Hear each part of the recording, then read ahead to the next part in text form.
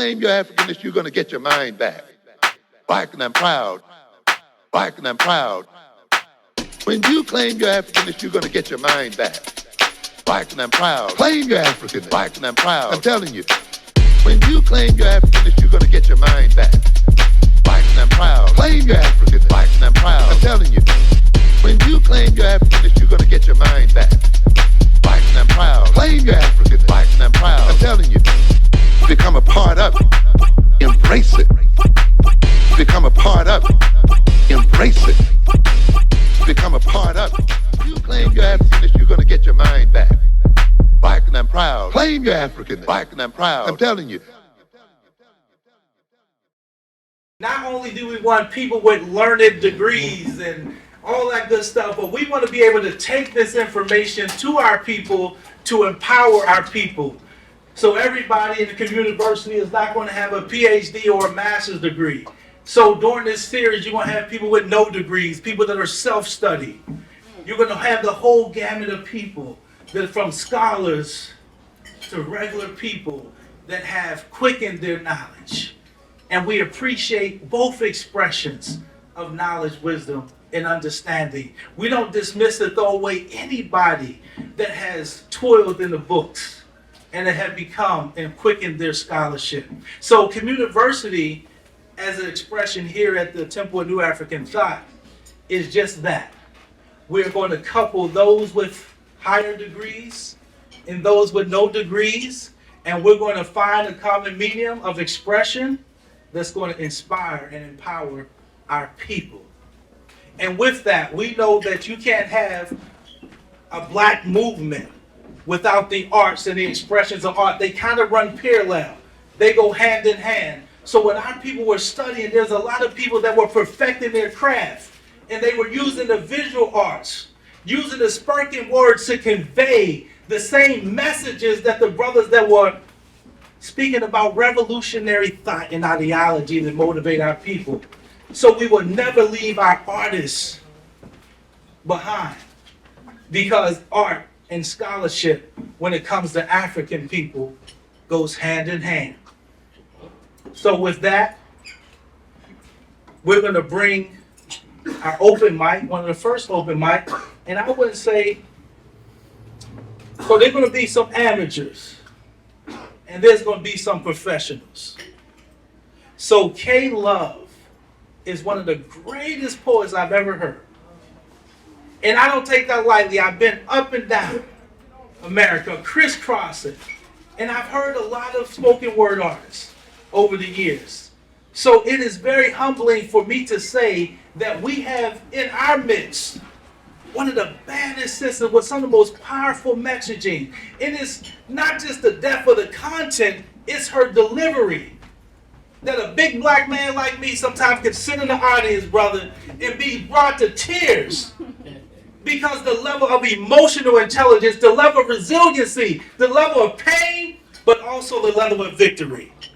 And it's not many people that, in a poem, that can really tug on your heartstrings, make you feel, make you come from out of your mind and go into your heart, right?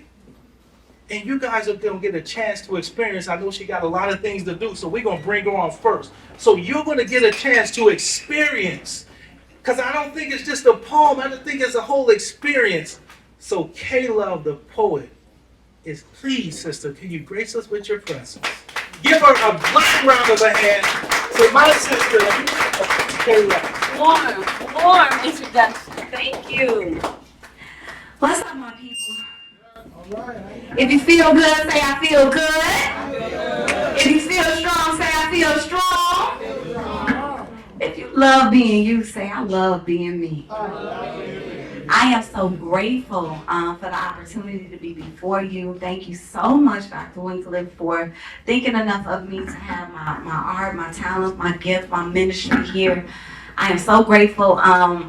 February is a very busy month for a full-time poet. I've been doing this full-time for 20 years.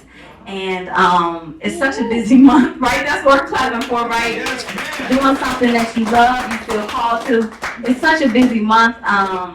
This is my second engagement of the day. I have 3, so I have to literally run out of here when I leave, but I wanted to bless you guys with something. I do have a really big birthday concert happening tomorrow at La Familia. I'm actually going to leave Dr. Winkler with 2 tickets to give away to anybody in here that might be interested. It's poetry, it's comedy, it's live music, all that good stuff. But I'm going to go ahead and give y'all 2 poems. Is that all right? Yes, ma'am. All right, let me say y'all, I like when people treat my poetry like a Southern Black Baptist church. If the pastor say something that you like, you say amen, wave your hands in the air. Slap the person next to you, but size them up first, because some of y'all look like y'all can fight.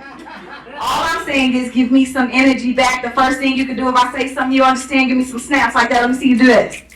You ain't got to wait on nobody else to give no snaps. You ain't got to pay your light bill with them, so you can make it rain. It ain't tricking if you got it, so make it rain and snaps. If you are in tune with the hip-hop culture and you know what a bar is and you hear a bar, you can say bars. Somebody say bars. If you one of my sister girls, I like when you reach up in the air and grab nothing and say yes. Let me see y'all. Yes. If you like my high school girls, y'all might give me a period. That's when you side swipe bobblehead at the end. You know, we do some things, but basically give me your energy. And first, I'm going to just represent being Black, because this is Black History Month, but we know it's Black History 365. Amen? Yeah. So let's do it. Set that mic down, right down. My skin is rich. My skin is rich. I got that $1 million melanin. I'm talking about the deep chocolate that the prophets be dreaming about selling in. Every element is elegant, is effortless, no need for embellishment. I'm coated in a coat of coal and my black hole be black gold. Black, bold, no lighting on my photo. No, make it dark, naked like tree bark. And yes, my bite is vicious, but please don't compare me to no bad women. I'm indigenous. El Cabaline, no real need for the Reveline, no silicone in my tush, I'm cute in my kush. I'm the aftermath of the burning bush. You see me every time you close your eyes and make a wish. I'm that dark licorice, that dark liquor mist, natural, no Remy, hair be natural, no Remy or Yaki. I get happy when they call me nappy or blackie, cause wearing nothing at all, I be the belle of the ball wherever I fall, where they steady hacking, they lacking self-confidence. I look right at them and tell them, yeah baby, dark and lovely. Nothing of me ugly, the sun loves me. My sons love me. I'm the same color of the streets they be hugging, because I understand them and understand them both ways. I caused the dark age and I'm black power and so much more, and that's more spelled with 2 O's and no E. And if you know anything about me, you already know a sister like me, baby, I put the hue in Huey P. I was the inspiration for the activists, the blackest fist yelling F what a pigment. They ain't effing with my pigment. I'm the tinted type with the inner light, the dimmer daughter. True story. I wrote this poem for my great-grandmother, who used to put bleach in her grandbaby's bathwater.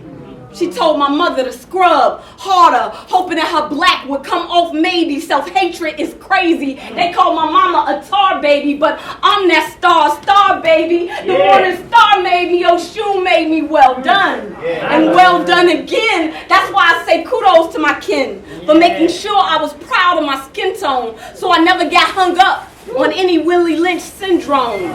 You're red wrong. I'm confident. Headstrong, don't get it twisted. I got nothing but love for my sisters they call red bone. I'm just a black stallion that be styling. And I be dressing like I own 1,000 islands. They ask me what I do and who I do it for. I told them another true story. I do it for the woman that told my mother when she was 11 that she was too dark to rock those sterling silver earrings she just got. So on the west side of Chicago at 11 years old, my mother walks into a convenience store. She felt so pretty, her mother had just bought her some brand new sterling silver earrings. And when she walked in, the black lady behind the counter started laughing. She was laughing so good, she called the other lady from the back, girl, come here, you gotta see this.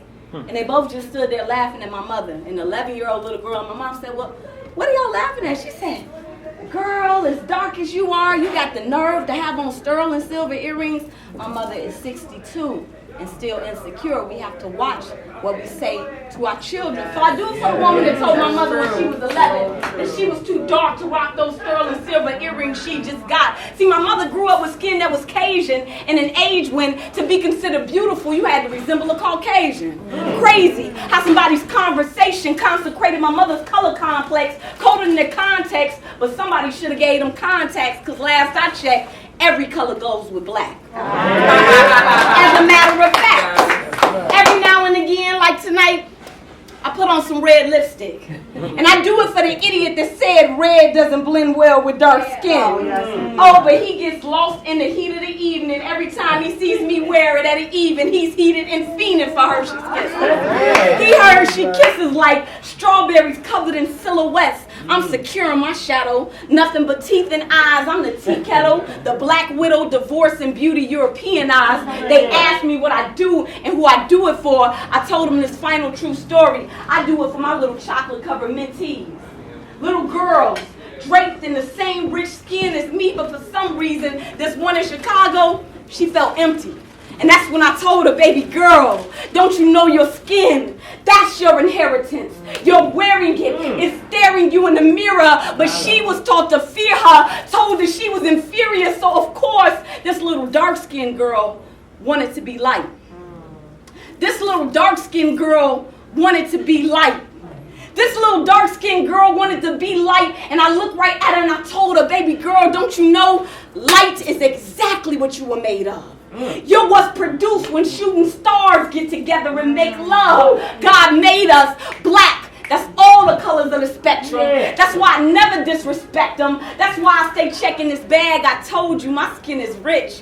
I got that $1 million melanin. I'm talking about the deep chocolate the prophets be dreaming about selling in. Every element is elegant, it's effortless, no need for embellishment. I'm posted in the middle of the African flag with my African ass, and I'm so glad about being black.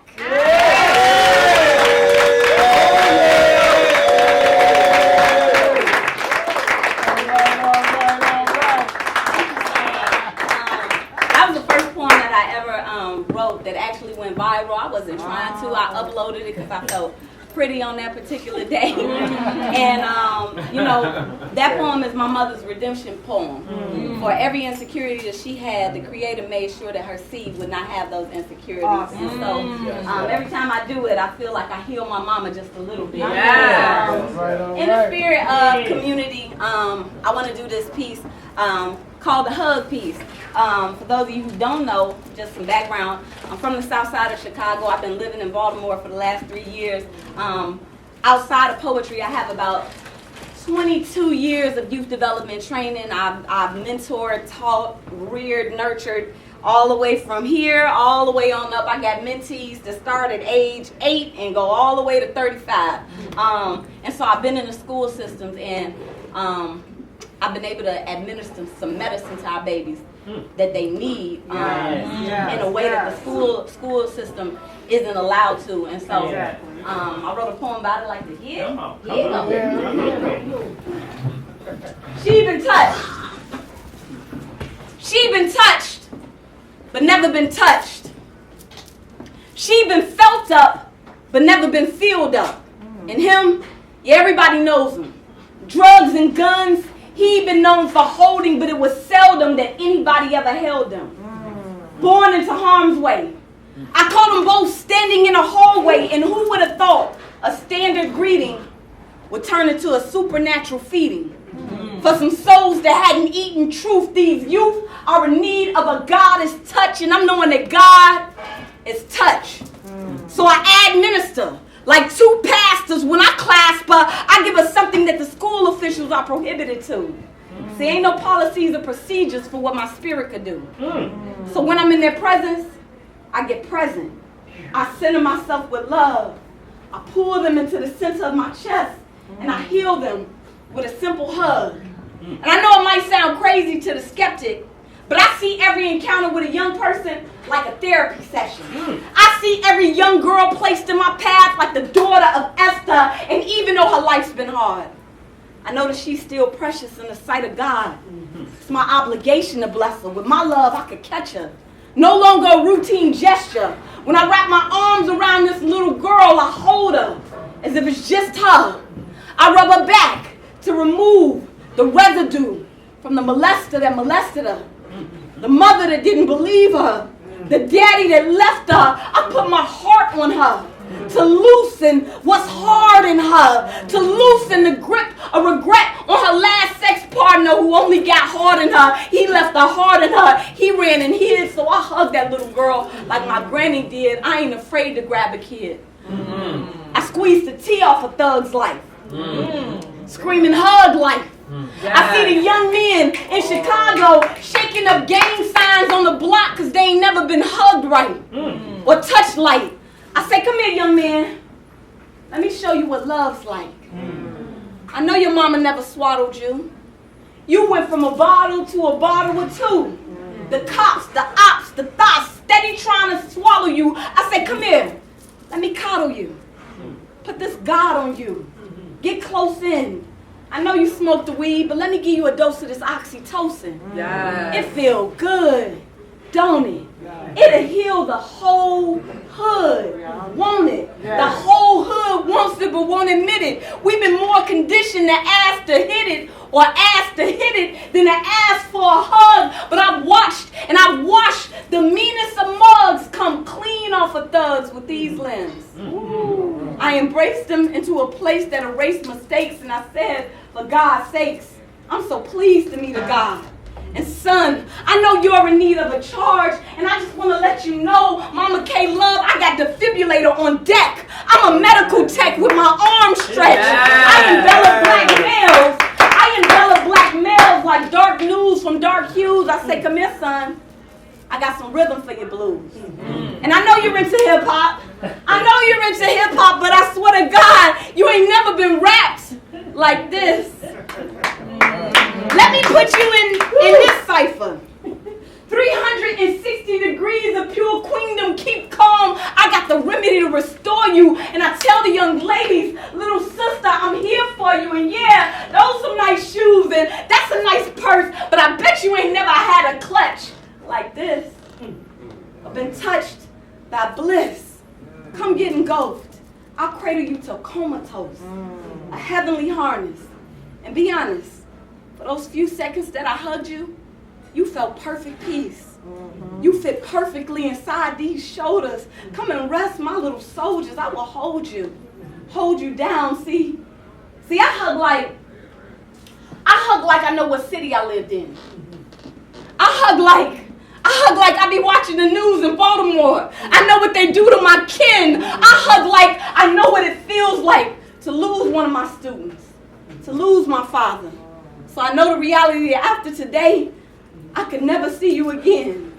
That's why when I hug you, I be hugging like I'm trying to seep through your skin. Like I need to touch your soul. Like I know I'm enfolding gold. I hug like I'm holding on for dear life. I hug like I know I'm holding on to a dear life.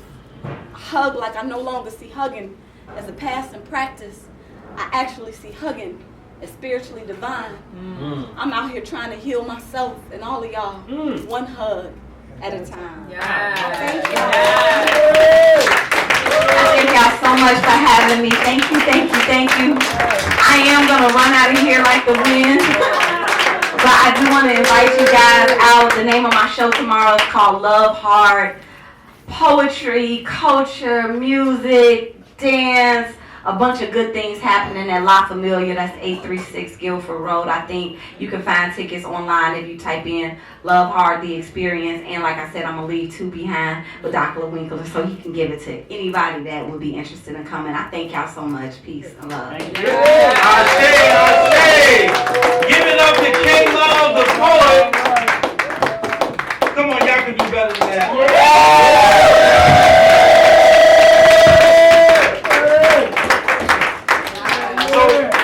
When you experience with somebody that has that much talent, you see her coming up for 15 minutes, but you don't see the 20 years that it took her to perfect her craft, to do what she did in 20 minutes. That's beyond a gift. That's the expression of love for her people.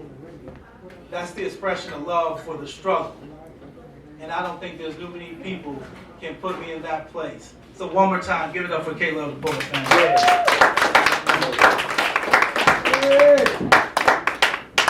We're not going to stop there. Everybody know this is open mic. And we're going to everyone a platform to come and do your portion. So at this time, we got Brother K1 that's going to come and give his portion. Come on with your guitar, black man. Give it up for Brother K1. What's up, y'all? Ready for war? I'm from Baltimore City. I grew up in Cherry Hill. Come on, Cherry Hill in the building. And it was kind of rough growing up there playing acoustic guitar. Because a lot of my friends, they was like, oh, here you go with that white boy shit. Now look, I'm black. I'm black to the core, man. And the name of this song I'm going to do is called Why Would I Settle? A lot of times as we grow up in the city, we tend to settle for stuff. And I don't know, I started to learn that when you settle, it's kind of like an instant gratification thing. Eventually that settling wear off and you're just not happy no more. Oh, yeah. So why would we settle? I can't settle no more, nah, man. I gotta reach for the sky, I gotta chase down my dream till the day I die. I can't settle no more, nah, man. I gotta reach my dream. It's time I stand up for something, fall for anything. Why would I settle? I can't find a reason. I know that God got my back, cause he sacrificed Jesus, and look, why would I settle? With so much to gain, nobody said it would be easy. I gotta push through the pain. I feel like I could climb a mountain, fly like a plane, but I can't settle no more. No, I gotta turn this spark into a flame. They said it wouldn't be easy. They said I shouldn't try, but I'ma thank the Lord for these new blessings and another day alive. When I look up at my city, man, sometimes I wanna cry, but I can't settle no more. No, man, I gotta spread my wings and fly. I can't settle no more. Nah, man, I gotta reach for the sky. I gotta chase down my dream till the day I die. I can't settle no more. Nah, man, I gotta reach my dream. It's time I stand up for something, fall for anything. Why would I settle and not use this gift that God gave? I use my acoustic guitar to get myself about the grave. I'm not gonna settle until I'm gone. I'm not gonna give up until I die. I feel like I can kiss the sun if I spread my wings and fly. Cause if I decide to settle, look, I decide to die. No, I can't settle, man. I'm tired of playing games. I'ma keep it real in this community, cause that's the only way to change. Life moves so fast around here to drive me all insane. I can follow this or I can follow that, but I'm staying in my lane. No matter how far I travel, I can still feel the rain, but I can't settle no more. No, man, I gotta wash away the stains. I can't settle no more. Nah, man, I gotta reach for the sky. I gotta chase down my dream till the day I die. I can't settle no more. Nah, man, I gotta reach my dream. It's time I stand up for something, fall for anything. Why would I settle? I can't find a reason. I know that God got my back, man. He sacrificed to Jesus, and look, why would I settle, man?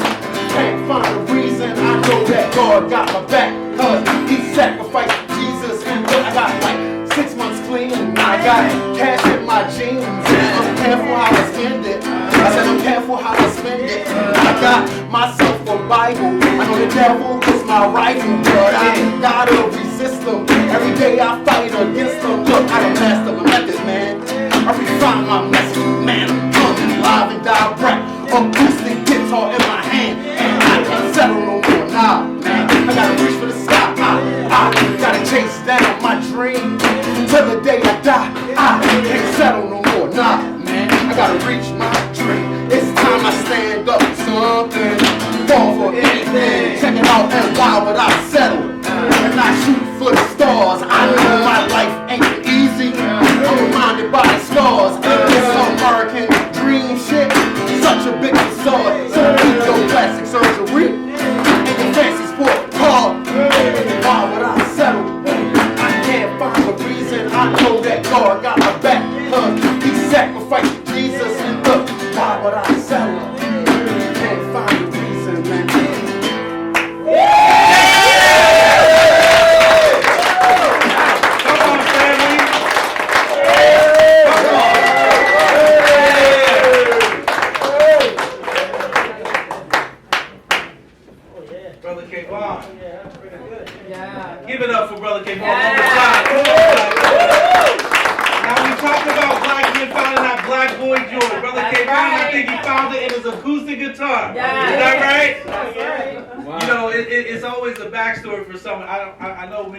know me, I see some familiar faces, some not familiar faces.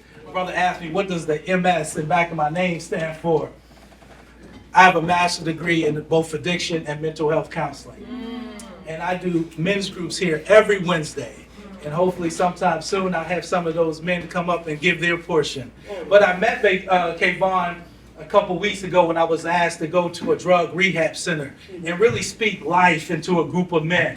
They were struggling, not just with addiction, they were struggling like, what can we do as black men born and raised in Baltimore City, right? To go back in our communities.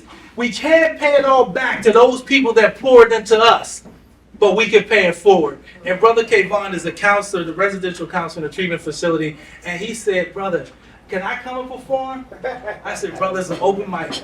Come and give your portion. And hopefully after Brother Dennis and Dr. Winkler come on, we'll bring the brother back with some more of his expression for Black History Month on this awesome topic that we're about to explore. But we got one more treat because we had the Sister K-Love come and express black woman and black girl joy. So we got another brother just come and he's gonna give his portion. Brother Brian Furr. Come on, black man, give your portion. How y'all doing tonight? It's been already such an amazing night. Yeah. Already. And I'm so blessed to be around you. So this is Brooklyn. This is my baby, my guitar. I hand carved Brooklyn. Wow. It took me 9 months. Wow. And then I built a manufacturing company. Oh. You can Google furguitars.com if you're interested. And I hope you guys enjoy it. I like to do one of my favorite songs. Redemption songs. If you know it, please sing along. I hope you enjoy it. And I really appreciate y'all.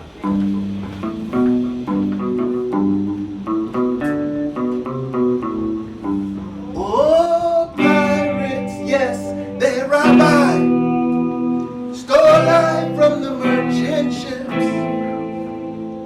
Minutes after they took I from the bottomless pits, but my hands were made strong by the hands of the Almighty. Foster this generation triumphantly. Won't you help me sing these songs of freedom?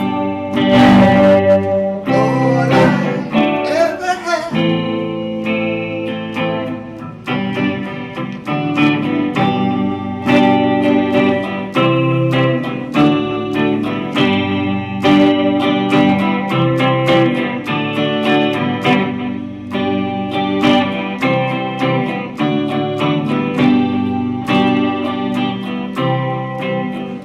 Emancipate yourself from mental slavery. None but ourselves can free our minds.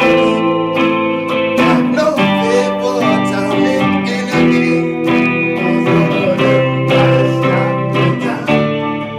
How long shall they kill our prophets as we stand aside and look?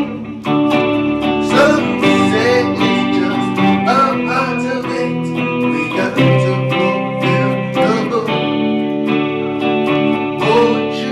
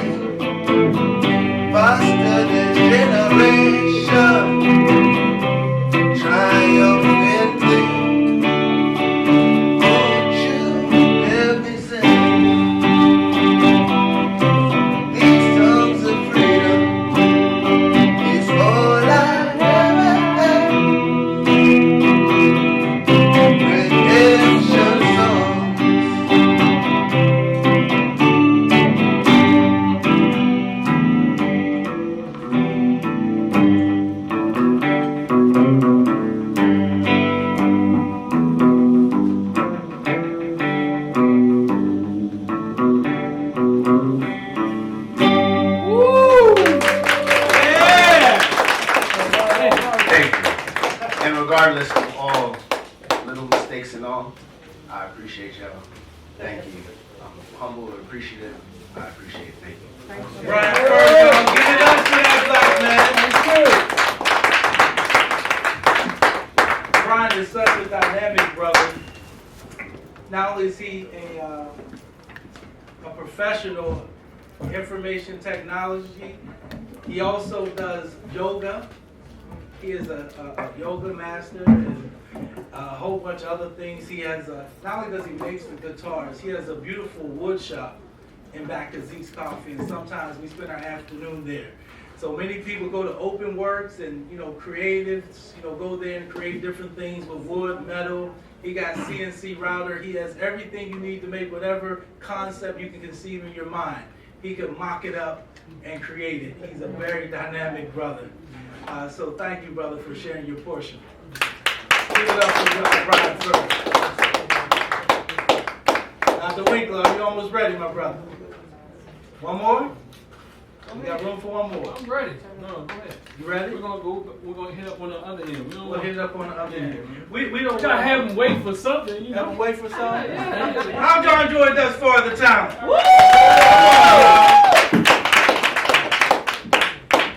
Now, in the spirit of Black History Month, like I told y'all, this is Communiversity. And sometimes we tackle the light subjects, and sometimes we tackle some of the very difficult subjects. So Dr. Dennis Winkler is going to bring us the topic, African or Black-centered thought, a revolutionary framework for Black healers, healing, and liberation. And please have an open mind and an open heart as the brother comes and shares portion. The proprietor of this establishment, Dr. Dennis Ausar Winkler. Give that brother a clap.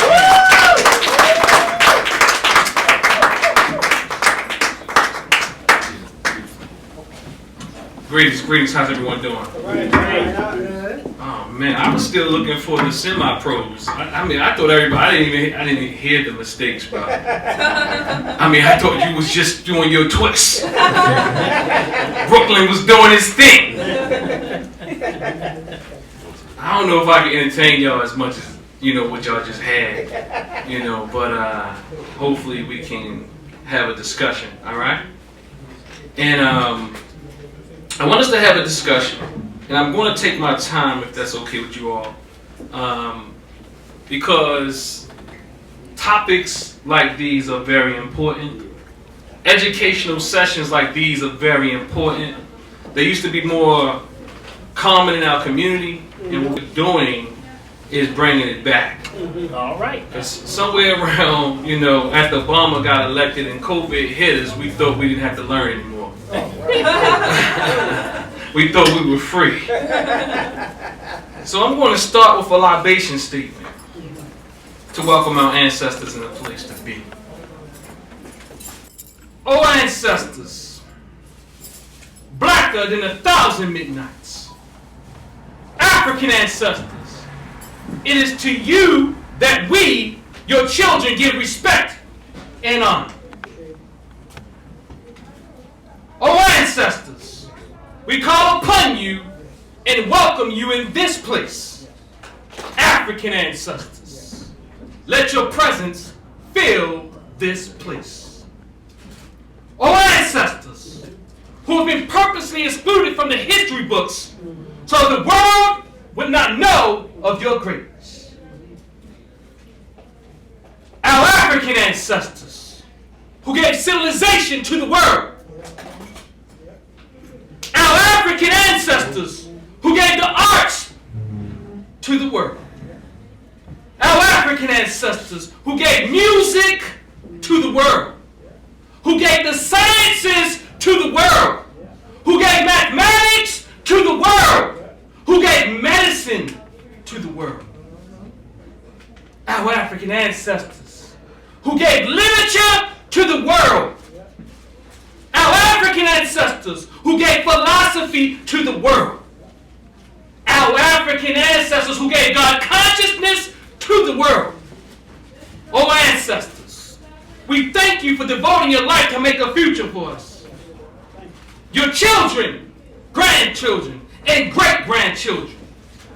Now stand with us strengthen us, guide us, teach us, and protect us from the snare of our enemies.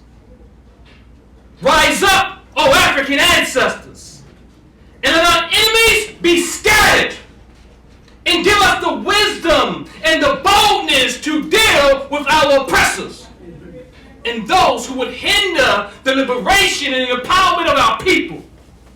Rise up, O African ancestors, and live in us. And we will not fail to honor you. We will not fail to respect you. We will not fail to hear you, and we will not betray you. Ashe? Ashe? Ashe yo. Give yourselves a round of applause.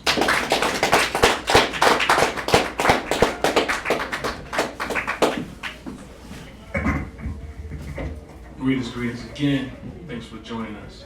So today's presentation I entitled African Black Centered Thought, a revolutionary framework for black healers, healing, and liberation. All right? And let me ask by a show of hands, how many people out here are professional healers, therapists, any of those type of things? How many people are professional yoga, all those type of healers? Are you something like that? How many life coaches we got up in our house? How many people we got? How many wannabe healers we got in the house? All right, so everybody in here is a healer, right? Peace out. All right. So we got all the healers in the house. So this presentation is also applicable to you. All right? I might be speaking some jargon, some things. I also want you to know that I am a conversational type of guy. So please don't hesitate to jump in and let's talk about this. All right? All right, what you laughing at, Paul? Hey, you wanted to, Paul, don't you keep me now. Don't you keep me too long now. Don't you ask those questions I can't ask. Right. Answer. All right, family. Black history began before what we call enslavement. I just wanted to get that out the way. All right? And this was what... So, look, I'm just going to pose some things here. An African-centered, black-centered approach. I'm going to skip that. I already talked about it. But I want to give a disclaimer.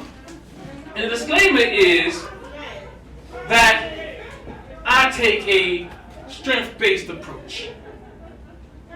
All right? See, because Dr. Asante speaks about, how many people know Dr. Asante? Dr. Malefikidi Asante. Dr. Asante speaks about there's two forms of oppression that black people often bring up in their songs and their poetry and their lectures and so on and so forth. And one is the oppression, what he says here, consciousness of oppression. There's two levels of consciousness. Let me reframe that. There's two levels of consciousness. And he says one is conscious of oppression. But he argues that black African people, we often overlook the consciousness of victory. See, we often talk about how we got beat down, but not how we beat down. You see what I'm saying?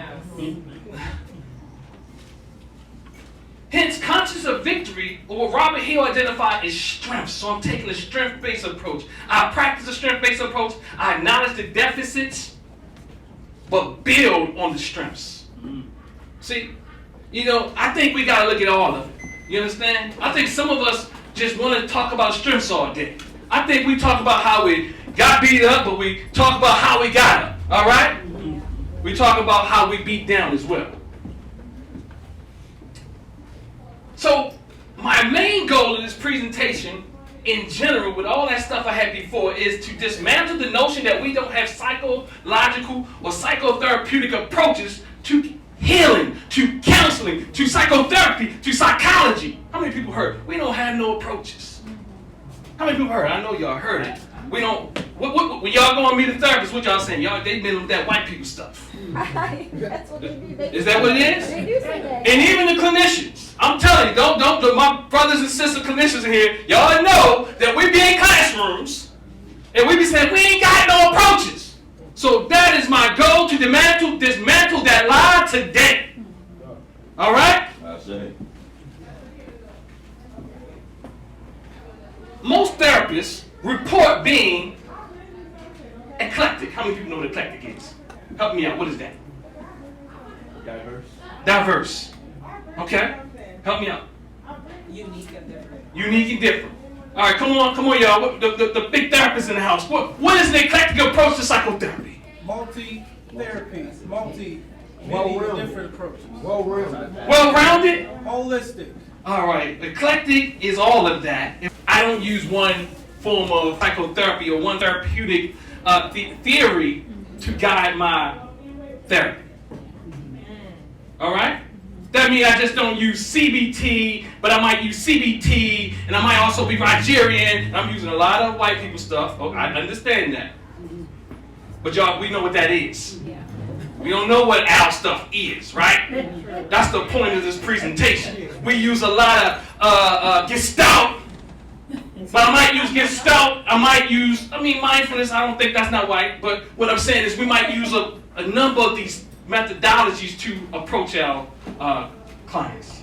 Understand? So keep that in mind, that most are eclectic. How many people are eclectic in this house? All right. Y'all eclectic with them good times, I'm going to tell you for sure. A whole different type of eclectic. It sounds good, my man. My man had the guitar. That thing, was you hitting it too? Was you playing the drum on it or something? Huh? I heard something. I heard a little thump on that guitar. You ain't gonna answer me? You was playing the drum too, huh? I was beating. You was beating it. So this the beat down we talking about. So one of my professors named Sharon Cheston, she talks about all psychological approaches, all psycho and counseling theories had three things in common. They tell us our way of understanding the client, our way of being, that is the way that we be with our clients, and our way of intervening, which is the way in the skills and the techniques and the strategies that we use to heal. Y'all follow me? Yes. So keep that in mind. You can find this in all psychological paradigms. I say my foundational state is always present, and that's called NTU Psychotherapy. Come on. All right? Or an African-centered form of psychotherapy.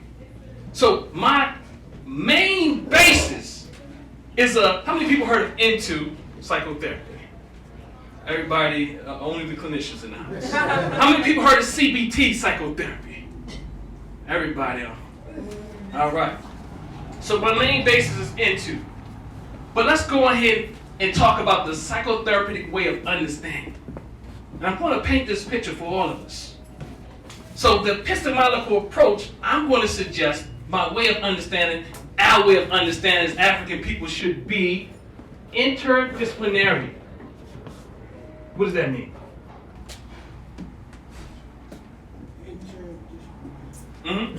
Have more than one approach. More one. So now, what's different than that? And when we say eclectic, then you getting it? So what's the disciplinary approach? it seems like it comes from inside of you. Y'all smart. It comes from Modern day Imhotep. from the inside Huh? out. Modern day Imhotep. A modern day Imhotep. I can't say no to that. I don't care if it's wrong or not. I can't say no to that. A modern day Imhotep. I think you're right though. But give me a little bit more. Back in certain times, people were known by what they did, the skill, you know, and so you wasn't just, a teacher. You served on multiple levels, and so to be multidisciplined, the new system that we have, they've broken it down. So let's have a bachelor's in business. Back then, you mastered everything, and you were not deluded to one phase. Absolutely. I knew she was going there. Sweet. So you have to bring in all of it. You have to bring in all the sciences, the humanities, the music, art, all these type of things to understand us as a people. To intervene with us as a people. Multiple sciences. You have to use You just can't use psychology. You have to use history, right? We're here in Black History Month. We have to use sociology. We have to use various sciences. But let's start off with a little history. My dear brother Marcus Sankofanix, he put me down with a sister, a historian, Dr. Alice Cornelison. And this is what she says. History is important because it gives you roots. None of us is an isolated entity. We came from somewhere, and whatever that somewhere is, it has roots that are important to us. We need to know what our parents did, what our grandparents did, what they thought about, the problems that they came through. Many times we don't understand why our parents treat us the way we do, the way they do, pardon me, unless we understand the trauma as well as the joy that they have experienced throughout their lifetime. History gives us roots. She said history gives us roots. Somebody said that's true. Who said that? What you got out of that? I've just come to a point in my life that I'll look at my parents in a different manner. Mm-hmm. I've had some anger issues, Mm-hmm. and I had to do some soul searching and sort of look at them in a different manner as far as how they grew up, what could have happened to them in their past, as to why they did or didn't do certain things with their kids. Mm-hmm. So I could just relate to what she was saying. Absolutely, absolutely. Thank you. So she said some powerful things. History gives you roots. None of us is an isolated entity. But I think that ever since COVID, we think we are. She says, where we come from has roots and that are important to us. She says, many times we don't understand why our parents treat us the way that they do. And to me, if we are conscious, culturally aware people, we have to understand that. Because if we don't understand that, we won't be able to heal as a community. Because our people been through something. We've experienced something. And many times what we do, it's not even just our parents, it's our homies, our homegirls, our peoples. And we don't realize why we operate the way that we operate. You understand? And we try to build organizations and businesses and partnerships and all these type of things, but we don't know how to relate. Or we don't understand why they got an attitude, or why they so they have a strong startle reflex, or they very suspicious, or all this type of thing, or why they so cold, or why they so emotional, why they lack emotion, or why all these things. But when you've been through what we've been through, you're going to be dealing with something. Yeah. Dr. Naeem Akbar said it's a miracle that we're here. He said, look, even the brother and the sister with the crack pipe in their pocket, we'll talk about that later, let's go.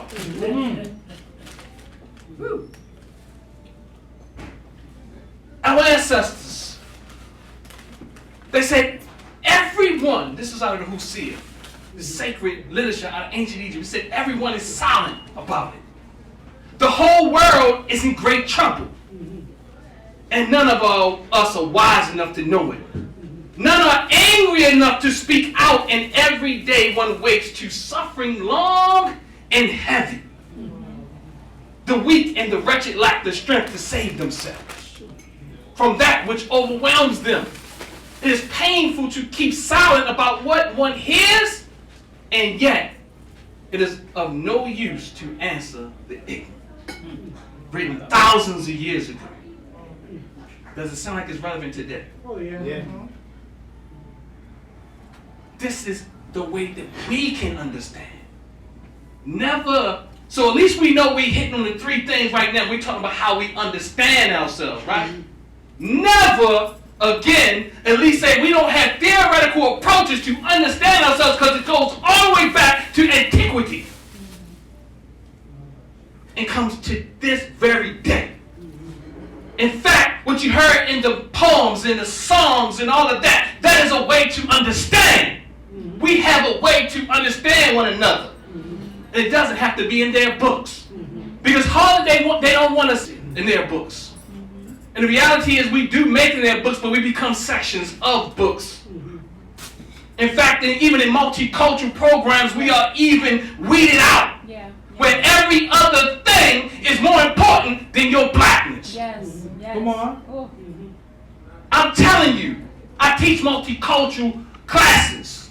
And everybody wants to talk about every other issue besides what black people been through. And I'm not saying there's no other issues, but what I am saying is what we fought for, our ancestors, our elders have fought for, is being usurped by all other social political identities. I'm not saying they don't have a struggle, but it's so much easier to talk about white women issues. I'm not saying they don't have a struggle. It's so much easier to talk about LGBTQ plus issues. I'm not saying they don't have an issue, and they also a part of us. But the thing is, not all LGBTQ plus issues are also black issues. But it's so much easier to talk about these issues, and they should be talked about. But what I'm saying is this is what gives preference over what black people have experienced in this country and what they have fought for. And everything we fight for, they usurp it. And act like it didn't exist. Everybody ride on the coattail. You see what happened in Harvard.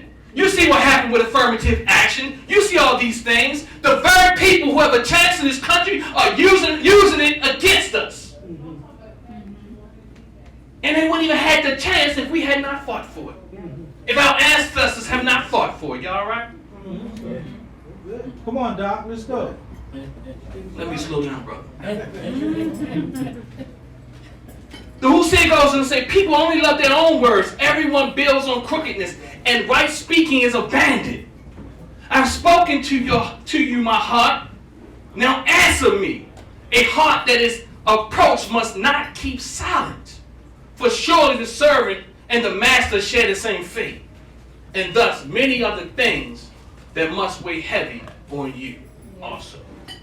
I can go into that because there's so much crookedness going on.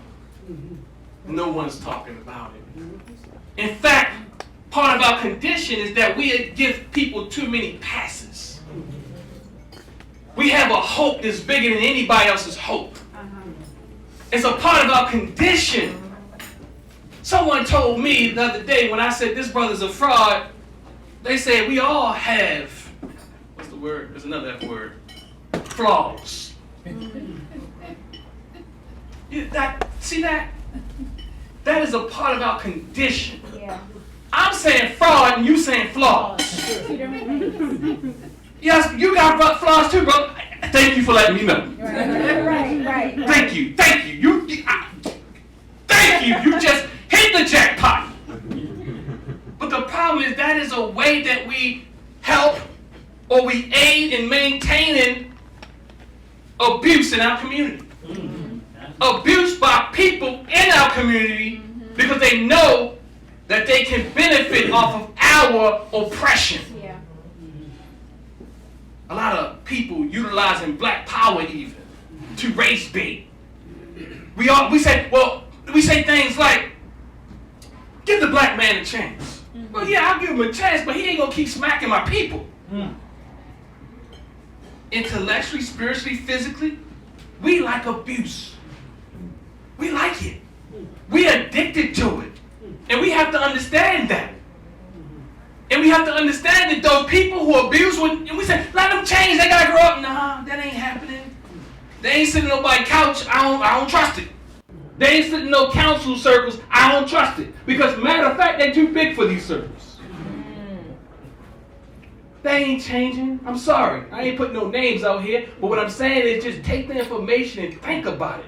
We have too many people in leadership positions. I don't know how they got there. Because they talk good, sound good, walk good, smell good. And that is what narcissists do. And I'm talking about real narcissists. I ain't talking the one everybody throwing around.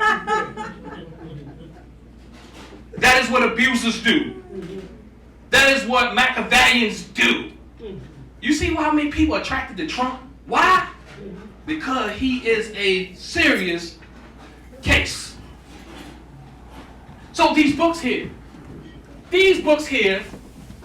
will share with you how many ways of understanding our brothers, our sisters, our elders, our ancestors have put down. Never again say we don't have a way to understand the black man, the black woman. How many books do we have here? How many people familiar with any of these books? How many people read any of these books? So you have a way to understand us. It's too many ways to understand us to say we don't have a theory, a way, an approach to understand us, because nobody's approach is better than our approach. All psychological theory is a theory, which comes from a philosophy. These are philosophy, social political philosophy, ways of understanding the plight of our people. Malcolm X, he says, you came here in chains like a horse, a cow, or a chicken. 1619, slavery was imported to the USA. White slavery was transplanted initially in an indentured form, then was transformed into an all-black genocidal chattel form. Then their Africans were made to be the mules of white society. Dr. Joy DeGruy speaks about trauma. She says trauma is an injury caused by an outside force, usually a violent force, event, or an experience. Trauma can distort our attitudes and beliefs. Now, I have beliefs underlined here. See, we skip that part. I don't know how many people read that book, but they never speak about the beliefs. They speak about the ever-present anger, the racist socialization, and the, what's the other one, y'all? Vacant esteem. Thank you. We got a scholar in the back. He ain't gonna bring a smile for it, brother. Look, I'm humble, brother. Don't say that. So the beliefs, our beliefs, the way that we see the world, the beliefs of a traumatized people, a traumatized person, the thing that they're struggling with is their belief system, resulting in dysfunctional behaviors which can lead to distorted attitudes, dysfunctional behaviors, and unwanted consequences. And then there's also something we should keep in mind here. Trauma caused by humans are much worse. Traumas caused by other humans is much more worse than a natural disaster. Yeah. And the trauma that we have suffered as a group were by humans. Mm-hmm. So it really does something to our psyche. It really does something to our belief system. It really does something to make us, we don't trust nobody. We don't trust ourselves. You understand? And we have to heal from that. It's so cool in our community to say, I don't trust nobody.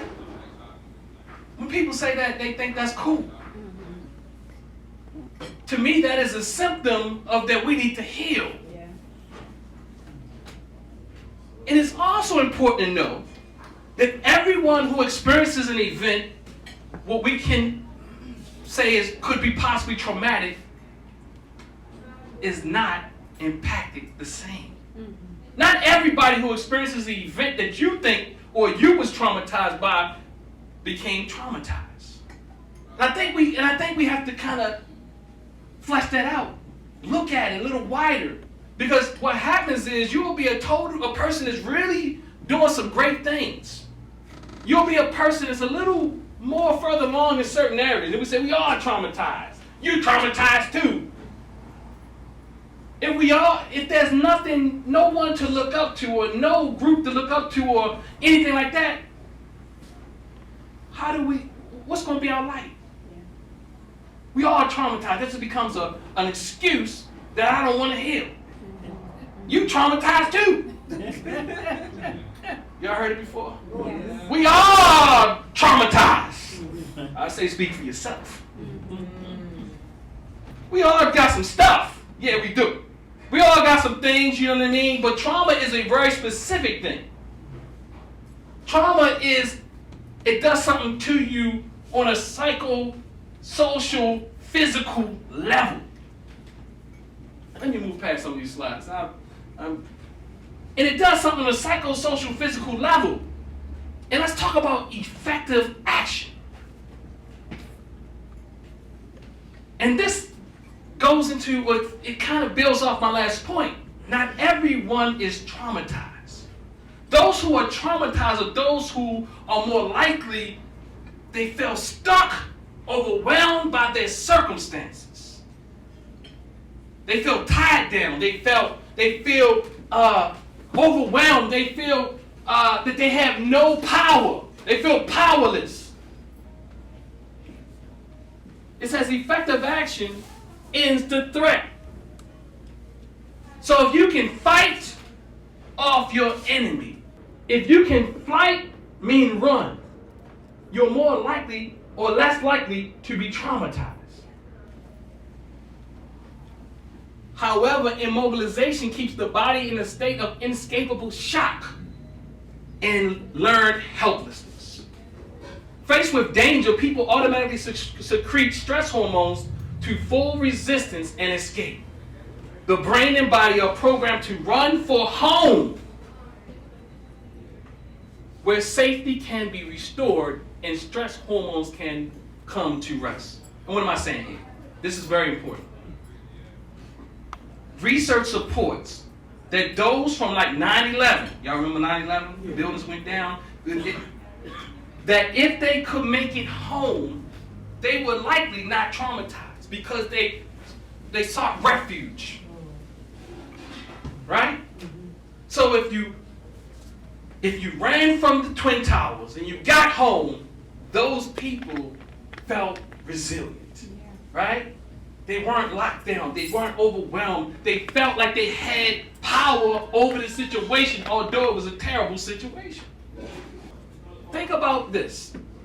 This is people who experienced Hurricane Katrina. How many people seen that image before?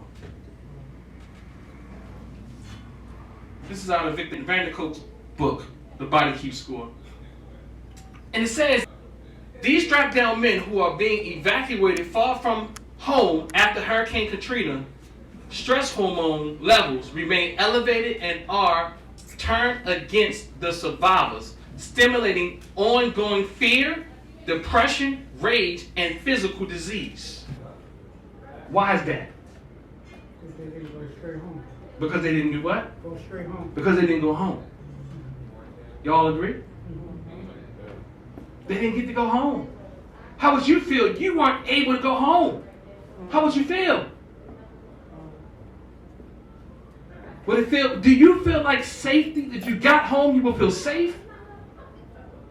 Imagine experiencing something you never are able to return home.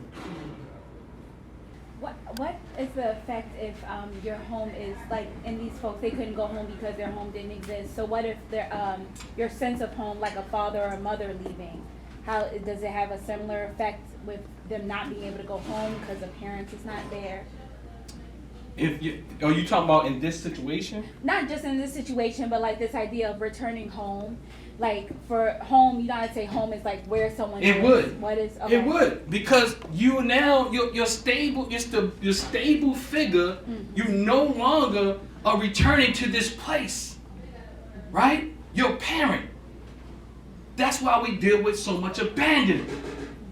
This in a sense is very similar to abandonment. Imagine something happens and you can't go home.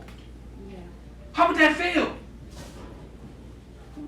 Can y'all think about that? Today, the snowstorm knocks out everything and you're not able to go home. I say that to say, think about our ancestors. In the Middle Passage. It wasn't Katrina, but they stayed in the same United States. And in fact, they were seeking safety.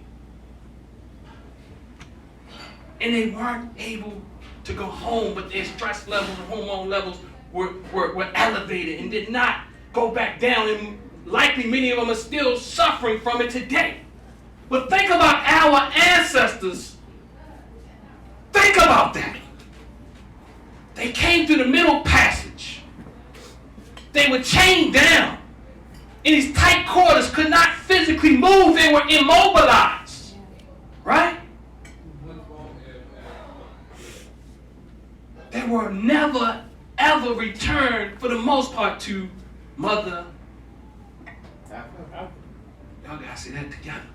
Africa. Africa. Never got to return home. So think about what that does in our psychology. I think we talk about what happened in slavery, but we don't even so much talk about the kidnapping and what that in and of itself does to someone. We talk about the harsh conditions, but we don't talk about not returning home. What that does to us on so many levels. It's just that right. So I posit that we return home. Now, Dr. Naim Akbar, let me give a shout out to my sister though, Mama Marimba Ani. Mama Ani. Yeah. We kind of talked about that, so I'm going to skip past it, but give all due respect to my mama. But Dr. Akbar says, the wars have been fought on every level. The political, economic, military, and even intellectual struggles have been fought and won to the point that we can expect solutions from those arenas. Or any other arena of human activity can only occur when we have properly liberated our minds. I'm going to give a shout out to Baba Dr. Malefikidi Asante. Dr. Amos Wilson says, for oppression begins as a psychological fact and is in good part a psychological state.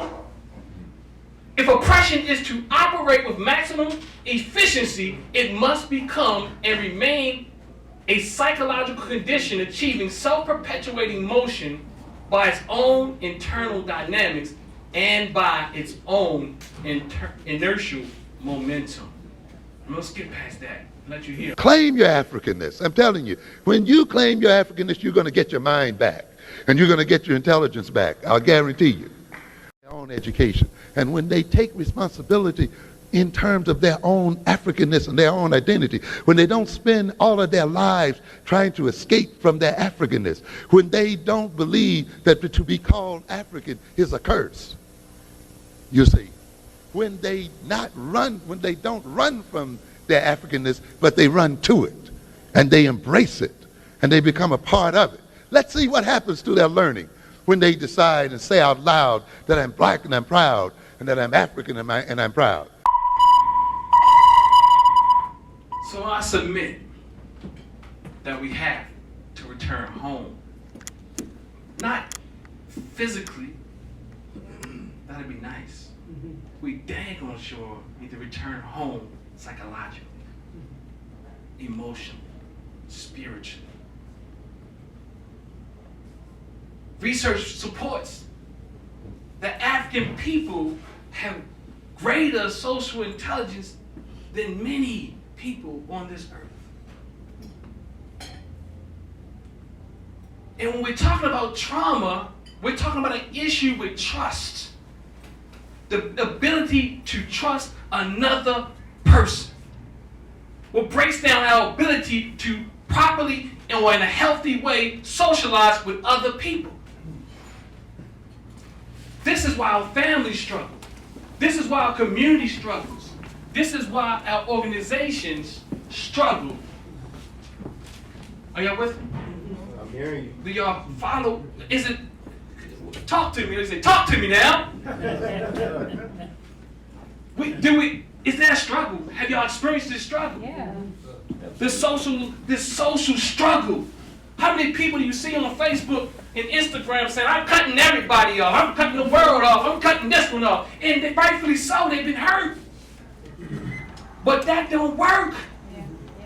And I think it goes back to what you said. What's your name again? Charlene. Charlene? When you said earlier, we have to look at historically what has happened to us so that we can begin the healing. And even if you put some distance between you and them, the other, that you work on understanding why. As the historian said earlier. What's her name? I can't. What's her name? Knilson. Oh, y'all good. Traumatization divides and conquers. Not only are family and communities divided, the self has been divided. Trauma causes neurological imbalances, left-right hemisphere brain communication failure, upper and lower brain communication failure. Heart and mind are not in unison. Ancient Africans called this isfet. And what we call today being in a state of crisis. So the goal is to realign, to find what we call mayat, to find balance, equilibrium, homeostasis. To find these things. Because we got the word chemically imbalanced. And the chemical imbalance ain't always bipolar. I'm going to tell y'all that. Trauma look a lot like bipolar. In fact, it's a fact that many people in our community are misdiagnosed with bipolar disorder when it's really the trauma that they have not healed from. Many people are diagnosed with ADHD and it's really the trauma that we haven't healed from. I'm not saying those things don't exist. I ain't going out there with my main man. I've seen all of that. And some of it look the same. Let's keep it real. You be in the book like, I don't know what this is. It's like this, it's like that, it's all of that. But the reality is, most of it is trauma, regardless of whatever it is, what it shows up as, what you can go into DSM and outline and say this and say that. They got this, they don't sleep. People who've been through trauma don't sleep. Or they oversleep. But a lot of us don't sleep. Go to sleep. Stop fooling yourself. I don't need sleep. 3 hours is enough for me. I'm Superman. If that is enough sleep for you, I'm telling you that's a symptom. And it might be physiological. It might not be just the trauma. It could be your, what is it called, y'all? The gland. Thyroid, thank you. I started my day off real early today. I started off at a funeral today of Mama Ojima's daughter. So I had to kind of switch some things up. So, but yeah, so it's been a while. So, say it again? Condolences. Yeah, thank you. And yeah, so it was a beautiful celebration of life. But yes. So yeah, it's about finding that equilibrium again. And it's important to understand that trauma or crises have a lot more to do with the interpretation of an event than the actual event itself. Let's think about that. When we've been traumatized, it's because how we see the event, how we experience the event, is less of what actually happened during the event. It's about the meaning that you derive from the event. And if you experience trauma earlier on in your life, you're more likely to experience trauma again. Because, for so many reasons. Because lots of times, one reason why we experience trauma again is because when we experience trauma, I'm bringing this down to the individual familial level. I know I've been out there on the social level, but bringing this to the familial level or the community level, what happens is trauma in ways creates excitement-seeking behaviors. It does all types of things. You do things you don't like. You're having sex with people you don't want to have sex with. You're driving dirt bikes with one hand and your head on the ground. I'm just saying. I'm not saying everybody's traumatized. I'm just saying. You join the army. That's what he told me. You join the military. Ain't that what happened? You join the military, right? It's excitement seeking. Like some people, you got to get off. You got to find some stimulation. You go and do stuff just in the street because it's thrill seeking. It feels good. The police are chasing me. I work with young men at Job Corps. It's a good idea to take young men and women and put them out in the middle of nowhere, but that ain't stimulating enough for them. They out there like, this woods look good, that fountain look good, but I don't know I'm scared. Take me back to Pennsylvania Avenue in Baltimore. I feel safe around gunshots. Yeah. And I'm not exaggerating. Not exaggerating at all. You said something about the Bobby? Nah, but I was just agreeing with you, brother. I work with boys, and 13-year-old boys telling me it's fun when they go hijacking. It's fun when they hijack cars, and it sounds so weird. You think, oh, it's fun playing video games for fun hooping, yeah. But these 13-year-old boys that I'm working with down South Baltimore is telling me it's fun when they break into cars and steal cars. So, going to your point, Dr. Ausar, just where we are right now and how it's impacted our babies, brother. That's all. Just agreeing with you. Yeah, I like all that. Thank you. What's up? Brother Bob, I don't know if he got any more room, but he's an excellent psychotherapist in Baltimore City. When they say, I got a young man, I said, I got Bobby Holmes. I don't know how to be. You got any more room up in there? Bro, no. He tapped out. He can't. Look. We tapped out. Let's talk about that too. We need more people doing the work. Yeah. Whether you get a degree or you say, look, Brother Ausar, how can we do some circles? Whether you say, how can I do some coaching? What can we do to help our community?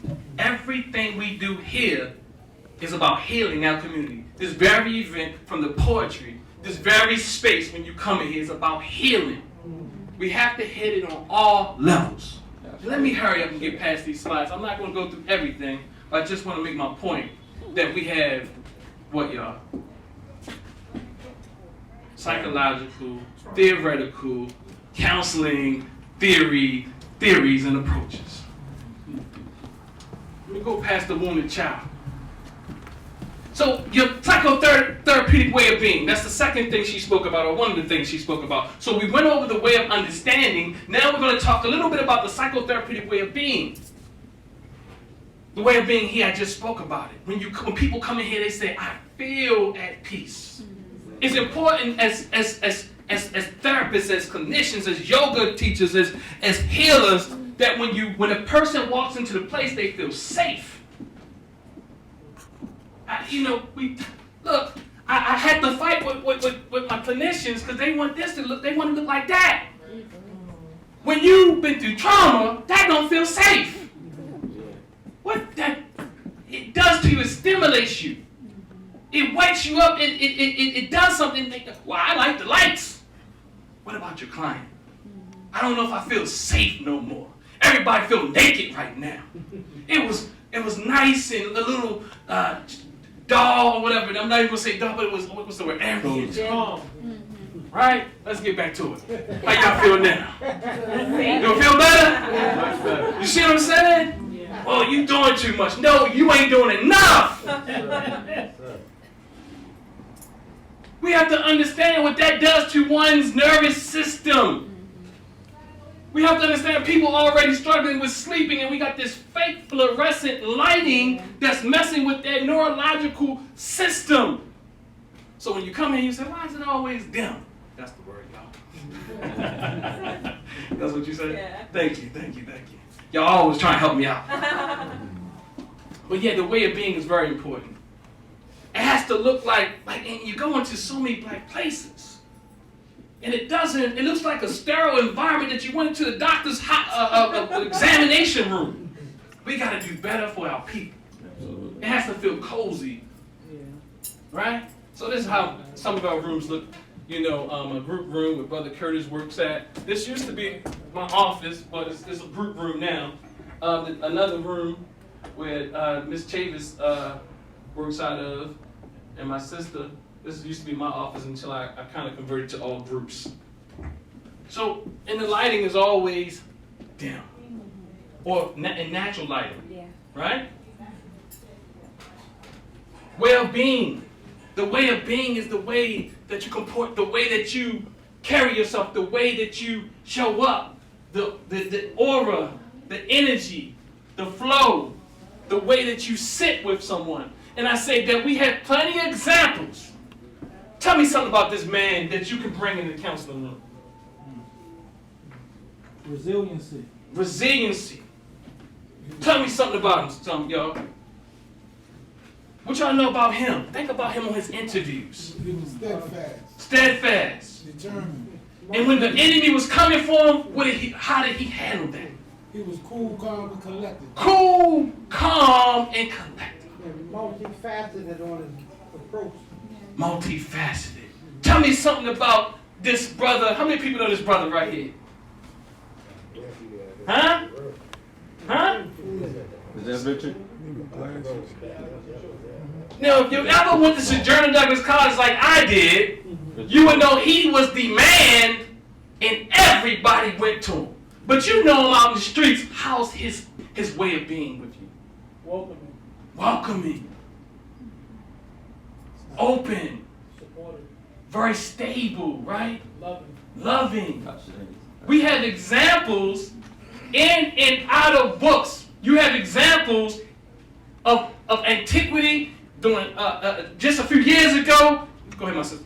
I also wanted to say about Malcolm X too is that something I feel like you could bring in a therapy room is that he had a past. I think a lot of us are afraid of changing because all of our friends like, oh, you a punk, you different, like with the guitar earlier. But Malcolm X had a past, and he was able to change and become such a powerhouse in the community. So I think that's something else you could bring to the table. Absolutely. And you made me think about something. Somebody's about to say something. So that's true. And you made me think about something else. You can also, in our way of being is being real, right? It's not this fake way of being. It's not this standoff way of being where I don't disclose anything about me. You know about Malcolm X's what? Detroit Red, right? Yeah. Brother Curtis with his men's group, what you always doing? What you be doing, brother? You be in there just keeping it real?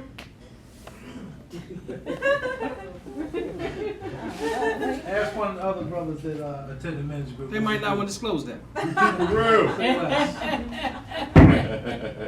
Yeah, I think it's important that we always keep it real. Hold on. Okay. You gotta take them. Yeah, we definitely keep it real. We are a group of men that keep each other accountable, and we encourage each other and build each other up when we have peaks and valleys.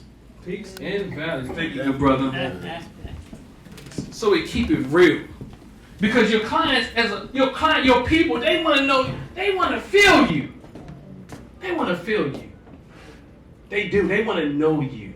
They want to know you had some scratches. Sometimes they use that against you, so be careful. They want to know you can take them. I think the way of being is cool, but they also want that challenge because they think they think you are. I'm not gonna say that, but they think you can't handle them. Let me say that. So if they come in, they put on a whole show for you. We know what we talking about. We go and put on a whole show, and they be waiting for me to sit back and say, "All right, bro. I mean, you know what I'm saying? I mean, I don't know who you think you fooling, but you ain't fooling I." And then you still stable, right? Sis, I mean, you know, or they just talking around, that split, that fast talk, that split talk, and they ain't trying to let you get in. They're trying to get, how y'all see that? Get in a word. Edgewise, right? Not trying to let you get in the word. And you just sitting there and they think they playing you. And if you go to most Eurocentric therapists, they will be just sitting there going, oh yeah, oh, tell me more about that. And then they're like, oh yeah, Oh, yeah, I know that had to be bad. You know how many people come to me and say, I don't want another therapist. They want a therapist that can say, I don't know. Careful, Doc. Keep it real. Keep it real. And then you gotta also be careful with the keep it real crew. They're like, I can handle it, Doc. Tell me it all. Just tell me everything. Like, bro, you can't. What I'm about to say. You look, because we sensitive too. Yeah. Because trauma. Those of us who think that we the most roughest and got the thickest skin is really the thinnest skin. Just tell me I like to keep it real. I like to keep it real. Tell me. I said, well, you know, I'm good. You ain't gotta think about your words around me. Just say it. I'm just thinking, sister and brother. But anyway, Dr. Wells, and what y'all know about her when she speaks? Truth. Straight truth. Straight truth. But I'm talking about her way of being. How is the way of being? 100. She's real. She's eloquent, brothers and sisters. She can make racism and white supremacy sound like poetry. What? I was listening to something earlier, Dr. Wells, and was like, she was talking about colorism, and she was just, well, you know, I inferred that, you know, and she was just dropping it. Let me just call out the names, our ancestors and elders, Dr. Patricia Newton, Desmond Tutu, my father, give him a round of applause. Father Ausar, if y'all don't know him. He be out here in these streets. And my dear Marion Stanton, Sojourner Douglas College, give her a round of applause. Y'all know about her? And if y'all never met her, that's one of the most eloquent women you ever want to meet. I start picking up a game from her. She's like, well, Mr. Winkler, I'm saying a game, and what I mean is, and then she taught me something. And you talking about keeping it real. She in the classroom, she speaks like the the English that we ain't supposed to speak. I mean, she speaks some good English. Well, no, the ones we ain't supposed to speak. And she'd be like, well, Brother Winkler, ladies, again, let's talk about this. And then she's like, well, I mean, she's so poised. I mean, I start saying again. I mean, like, literally, I'm for real. I'm not lying to you. I'm like, I want to say again. And what she taught me was, it's okay to say you don't know. And white American Eurocentric culture, you gotta act like you know everything. That stuff is killing us in them. And she also said the language we are supposed to speak, Ebonics. She said, what's wrong with it? And this coming from her. I'm in class, she's PhD, I'm no D. She's like, well, what language is supposed to do is help you, one, communicate with another, and if it's doing that, it's enough.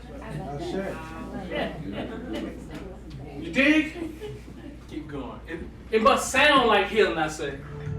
So greetings, when you walk through TNAT, you'll come in and you'll come into the atmosphere, and you'll hear this type of music or some other, type of music that I would say is calming and also engaging, which I think is very beneficial for our community, and it does so much I can't even put words to it.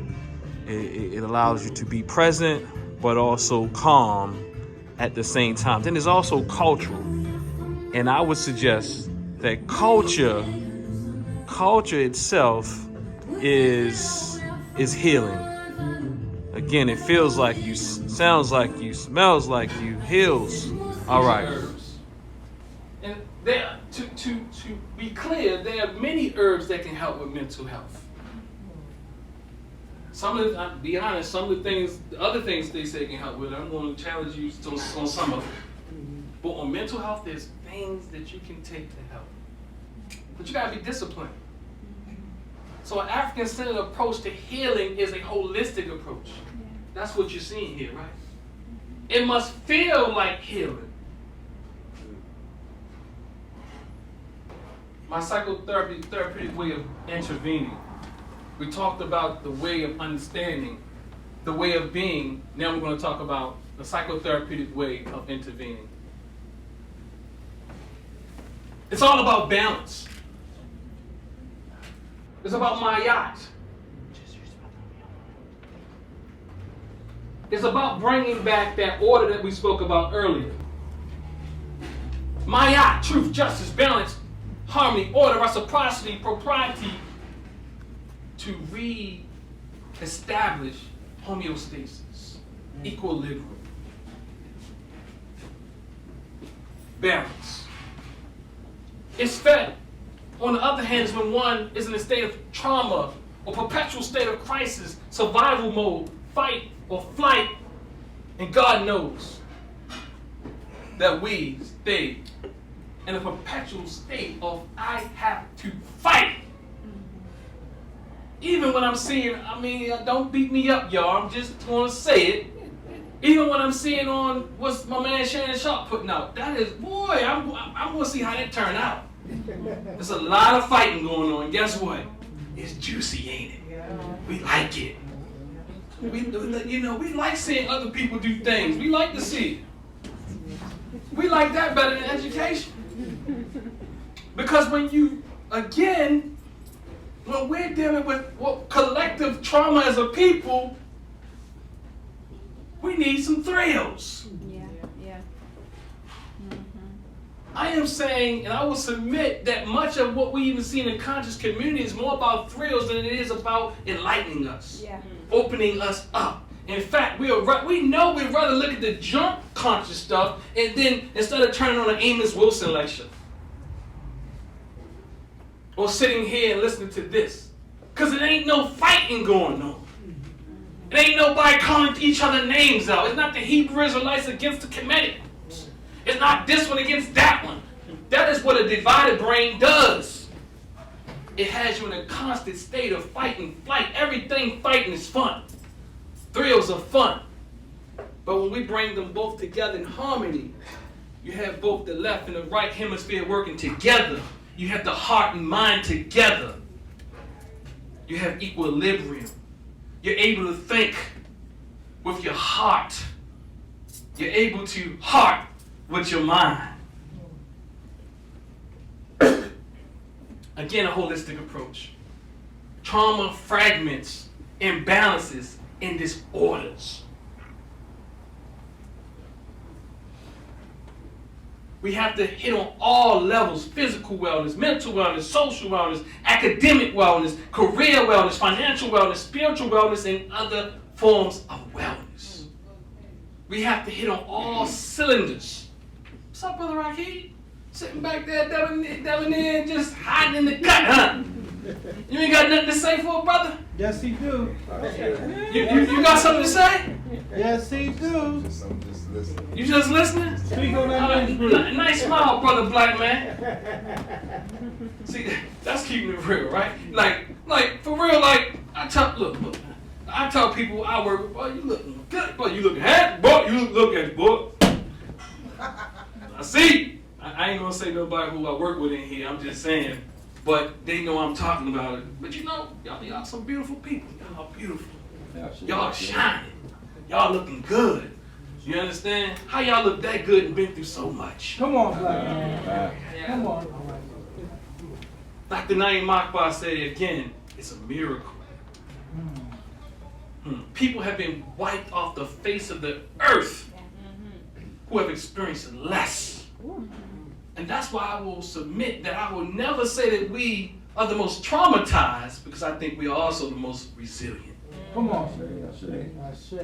Dr. Henry Gregory, a mentor of mine, he talks about restructuring and balancing all psychotherapists, all healers. He says, I know who my primary client is. Dr. Gregory says, I know who my primary client is. Your primary client is you. Healer, husband, wife, whatever it is. Because when we come to couples counseling, we always working on the other person, right? We never work on ourselves, right? Well, we think we work on ourselves. But let me share something that I didn't share today. Mental health. It's not about all these labels and these diagnoses and all this type of thing. Everybody who comes into counseling comes for one reason. What's the reason? What's the reason? Feeling? For better outlook. Better outlook. But why are we coming? To heal. For what? Take away some pain, right? And what's that going to do for us? Well-being, wellness. Well-being, wellness. Y'all good? Also quality of life. Quality of life. And what would that do for us? Change how we live. Change how we live. Oh! Change how we live. All right, keep going. Change the next generation. Change the next generation. What do we got to do with us to change the next generation? We gotta change. We got to change so we can do what better? Feel better. Feel better. Do better. What does trauma break down? I'm quizzing y'all. It breaks down our ability to relate with others. Everybody who comes into mental health or therapy or whatever it is all about relationships. Oh, wow. You can be crazy all by yourself and you'll be totally fine. But when you find you crazy with somebody else, you got to do something. Okay. I ain't saying you're crazy. I just said I'm a little bit more spicy when you say it that way. Dr. Naeem Akbar say we all crazy. And that's good. But we gotta learn how to relate with this craziness. Mom? The point I want to go back when we were talking about what we call like the dimensions of wellness and being well in every aspect of our being. We also have to address the trauma that is lodged in the body. So we need to incorporate dry brushing as like a healing modality, tapping, working with your lymphatic system so that you can get the trauma, because anything that's ever happened to you is in the tissue, it's in the DNA. What do they say? 7 generations. Come on ahead. Look, you're dropping the science over there. Give me that. Come on up in the front with me. Come on up in front with me. I'm going to pass because I've been coughing, so I don't want to interrupt. You don't want to interrupt? I got some water. Thank you, though. Thank you. Give her a round of applause.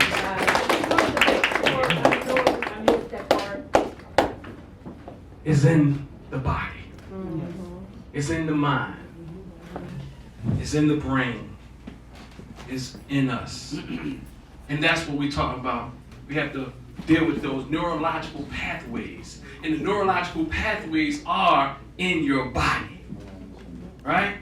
And we have carved neurological pathways that have us behaving in the ways that we behave. And the ways that we behave is difficult to change it because these ways and these neurological pathways have been carved in for so long.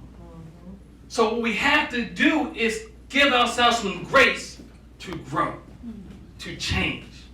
Because it's like you're trying to double dribble and you keep practicing, and when you get out in the real game, you're never able to really cross them up. You know, you get mad and say, why didn't I cross them up? Why didn't I cross them up? Why didn't I cross them up? But you keep practicing. And that one day you get up in that game, you break his ankle. Lock.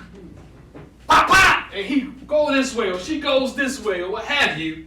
Next thing you know, it's on and popping from there. You got that crossover going. You dig? And you're now using it effortlessly as you continue to practice.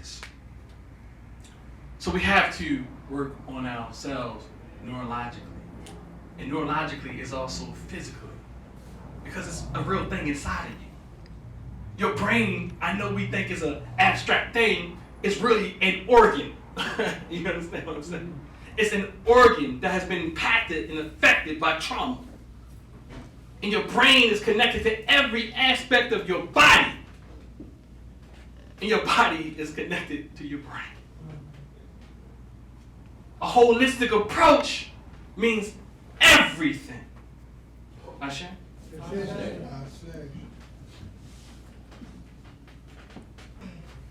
And this is what I was just saying. We have to we have to do some restructuring. Because we have, I'm gonna give this as an example of what we deal with. Yes, we must heal and grow, but it is also important to reflect with brothers and sisters that they are okay exactly how they are. Many times because of distorted cognition we have due to what trauma has caused. Many brothers, I'm going to say sisters, quiet as kept. We see ourselves as deficient. We don't tell nobody that. But we see ourselves as deficient. Let me tell you one thing I learned. That most black men don't even realize. Is that our black women be struggling with their esteem. You see them as beautiful and, whoa, what? How dare you? What? Because this Eurocentric way of viewing beauty is really imparting and traumatizing us. I mean, I'm saying we have no idea. I think we have to really begin to have these discussions. That she doesn't even feel beautiful. Even if I'm saying you seen sisters, all the sisters, and you're looking at like, whoa, I know they're beautiful. But they've been made not to feel beautiful. Not just by the system, but we perpetuate it as brothers. Not all of us. We don't even have a clue. But it's just important to understand it. Brother Jabari, peace, brother. It's important for us to notice they will never even tell you. I don't know why. Nobody talks about it. You want to tell me why? Because you got a smile on.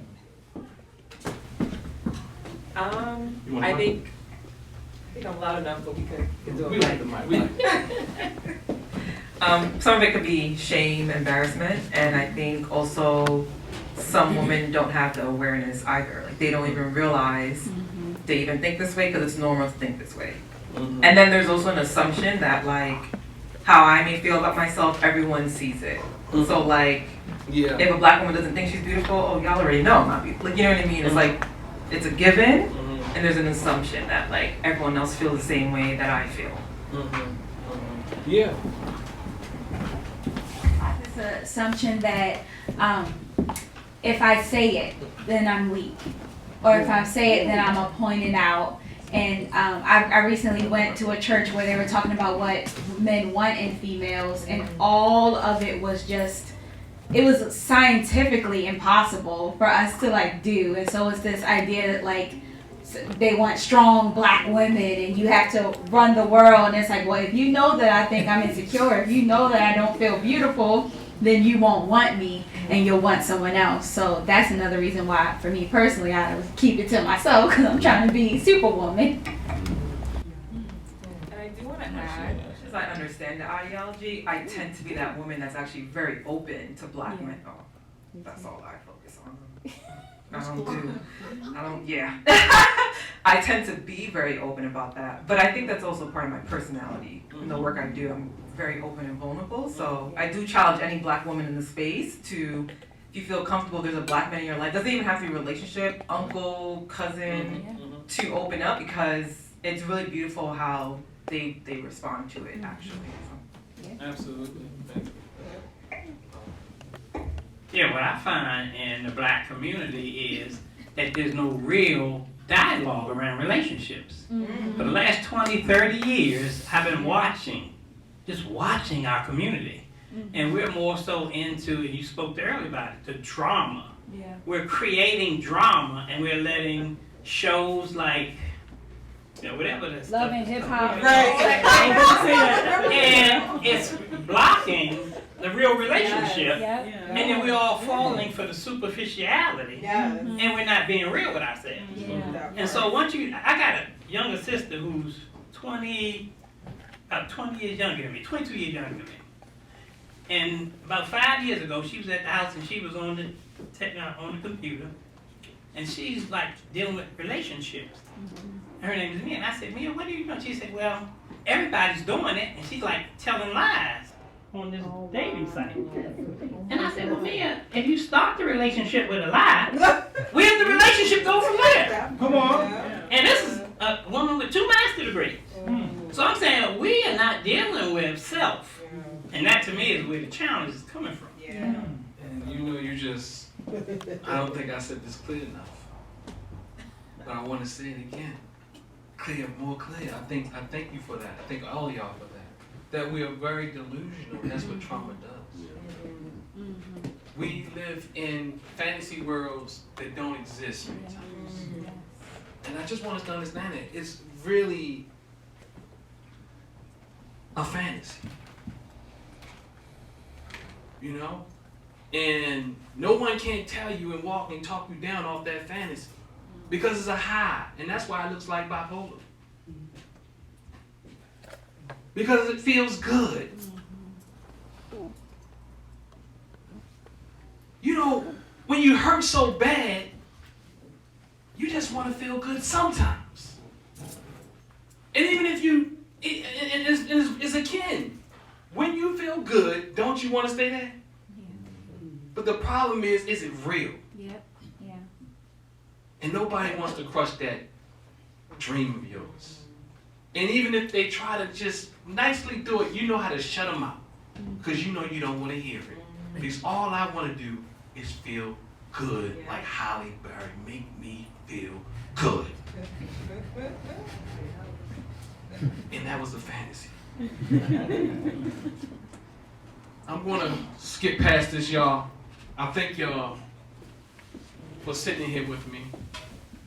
I have literature and all this other stuff to talk about, but we got to do things as a community, and that's important.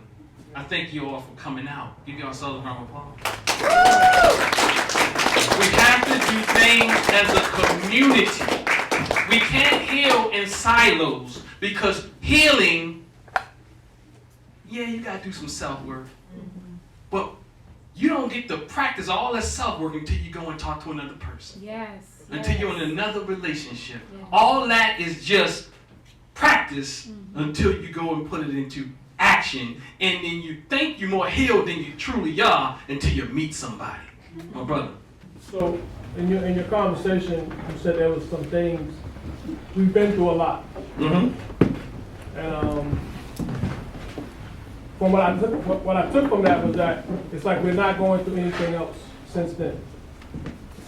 Right? So can you speak to, like, we've been through some things and we're still going through some things right now? Absolutely. Like, we are not in the clear. No. By no means. Yeah, that's why. There's still work to be done. Absolutely. The work is still, the work is still to be done. Absolutely. That's right. I think the unclear piece is whether there's still more trauma happening today. That's right. And that's why I said at familial level of trauma. Right? Yes, sir. That's why that trauma, because trauma perpetuates trauma. That's right. We traumatizing each other left and right. Thank you for that. We traumatizing each other left and right because we don't know how to relate. And when we don't know how to relate, we are traumatizing, triggering, and re-traumatizing us. Well, we don't have any hope and faith, and I hate humans. That's what we say. I don't like humans. I don't like them. Some of us love them, and we fall in love with all of them, and we can't see the red flags of none of them. And there's nothing wrong with that person gonna traumatize you, but that person hurt too. I ain't trying to make I'm not saying he or she is all bad. They just got some stuff they gotta deal with. Veggie on something you said earlier in terms of where we go next, because the conversation really needs to be about the consciousness of being more as opposed to being less. You know, I'm Southern, and you know, I don't care if you were kicking cans or what you were doing, you always had black excellence as what you were told to be. And I think at some point we agreed to be lesser, and that's what slavery was about, because it's a collective consciousness to have a certain experience. And so it's almost like diet. You know how we say we're no longer in slavery, so you don't have to eat slave food.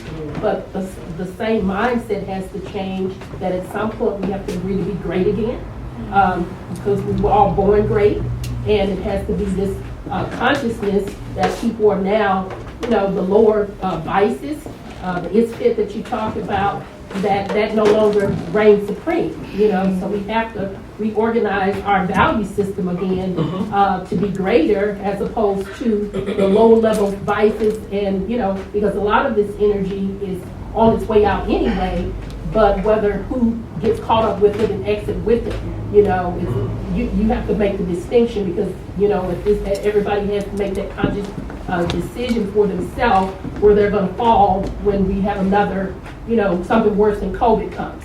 You know, what are you geared up for next? And the reprogramming that you need to start working on now. And that's why I was talking about dealing with the trauma through the tapping, the dry brushing, the dealing with your lymphatic system, the flower essence. So let me keep going though. Let me keep going, because you gonna say that, you gonna get that in there. You do that? You offer that service? I used to. Used to? I'm not. But yeah. I teach how to get. So it's a whole. I don't do that now. But my point was, people need to lead with an understanding that this is something physically they're gonna have to do with themselves. I'm getting there. So you see the workout? That's part of it too, right? All right. That's part of it, right? That's part. And we ain't gonna end here. We ain't gonna get it all out today. We ain't gonna get it all out. We inviting you back. That's right. We here every day, 7 days. We here every day. If you want to come and join the group, we talk about it. Come on. This is your invitation. Look, we deal with the body, right? And you gotta stretch. You gotta stretch it out. You gotta deal with. We have a Maya circle of enlightenments. We gotta talk it out. We gotta process it. We gotta build. We gotta build relationships. You see that lady right there? I think she in the room.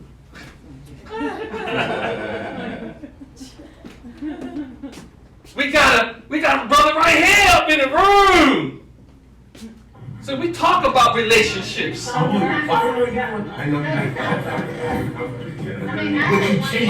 ain't let me get that. We got study groups, wellness circles, emancipation circles. We do Tai Chi, martial arts, into drumming circles, music classes, nature walks, cultural events, and so much more. And it's dealing with all of it.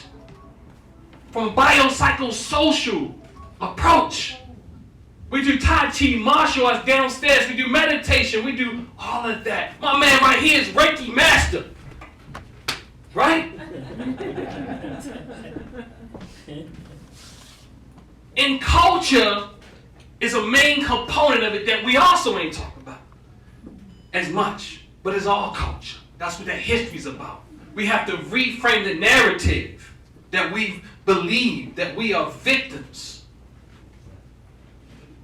We have to reframe the narrative so we can trust ourselves, so we can trust others. Because when we can't trust others, it's really that we don't trust ourselves. Curtis is famous. My brother, his groups, all those groups that we have and stuff like that. We've been doing it for a while. We do the poems. We've been doing it for 15 years. We ain't new to this. We true to this. Come on, guys, man. And then you gotta take care of yourself. You see me over there getting it in. You know, and look, we, all of those type of things, and we can talk about all this. Look, my sister. We definitely need to deal with the mental health. And mental That's my health, sister right there. Give her a shout out. Called Black Box. Black Box in the building. We have psychotherapists everywhere, but we have some, and we still don't trust them. Because we feel that somehow the white man jumped inside of them, and now you're going to have the white man giving you Freudian concepts, and guess what? Even if he does inside the black body. But the reality is, even if it's Freudian concepts, those concepts existed before Freud. White people just know how to take things and frame them and create them and put them into labels and all this type of thing. But if you look at Freud and you look at India, Young and all those type of people, you see African things and Native American things. You see all these people, they really study. White people do a good job of categorizing things. Let's give them credit for what they do. They blow up stuff too. Yes, they do that, but they also do some things and learn. We got a book club every Monday. Brother Montu and K Love just walked out. They were here earlier, and every Monday at 7 p.m. we got a book club, and it's really a healing circle. It's really a healing circle with a book, and sometimes the book don't get touched because it's about healing. You know, and even the food. Community, family, Baltimore City, Northeast Baltimore. Everything. This whole space is about healing. Mind, body, spirit. So many things. But again, we got to do it together. If you want to go fast, the African proverb, go alone. If you want to go far, go together. And with that, y'all, thank y'all for your time. Give it up. We will allow our those who want to perform to go on right now. And there you have it. Give it up once again for Dr. Dennis Ausar Winkler and our University series. We'll be here every month. Don't leave. Hold your seats. One announcement. If you want to hear Dr. Dennis Ausar Winkler, we will be at the Baltimore County Owings Mills Library, the Baltimore County Owings Mills Library for Black Mental Health, Healing the Black Man and Black Woman, and Relationships. It is a discussion for the community from 10 to 2 p.m. And it is going to be Dr. Henry Gregory, one of our mentors, Dr. Paula Langsford, Dr. Anthony Felder, Dr. Donna Sanders, we got another doctor. Let's get the doctors of the There you go. music. All right, where we at? Let's take our time. Date and time, brother. Date and time. Next Saturday, that's going to be The 24th. The 24th. It's starting at what, 10? At 10 a.m. to 2 p.m. Black Mental Wellness. And then also after there, I'll be leaving there and coming here and going to be on another panel from a dear brother. Well, just go to our Instagram page. Right Follow us on IG. Go to our Instagram page, and we got all our events are posted there. If you don't have Instagram, get Facebook. If you don't, go on Facebook. TNAT Holistic Wellness Center. Sorry, KB Rose. Come on, baby. Hello, everybody. My name is KB Rose. That is KAYB.Rose. And I love everything that's happened tonight. It's been so amazing. I am not a person that teaches wellness, but the Bible says one planteth, one watereth, only God has the increase. I talk and I tell everybody, go to therapy. It ain't my job to do it, but go. And I send them to it. And because therapy and getting healing has helped me so much in my personal life that I try to spread it as much as possible. And the song that I'm about to sing is a song that I wrote.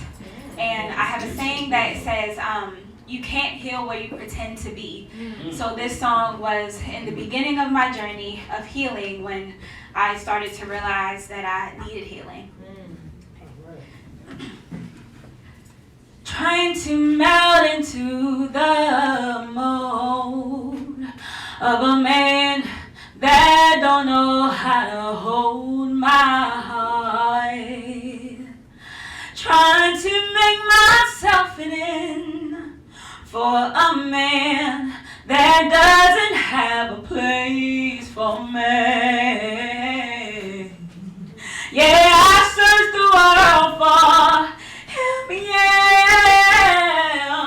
Search for 40 days and nights.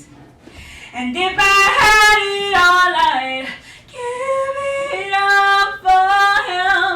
If it's wrong, I can't be right.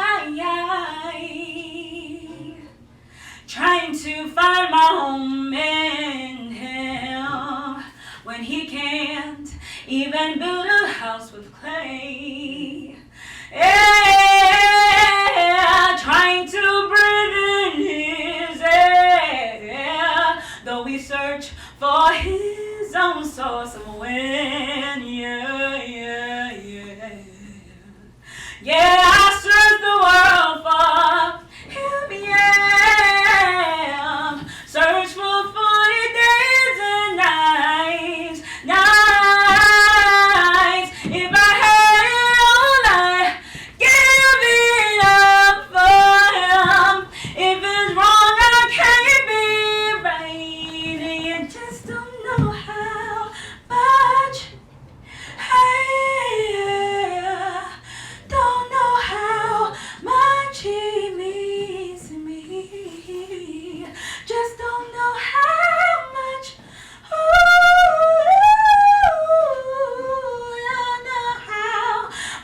she means to me.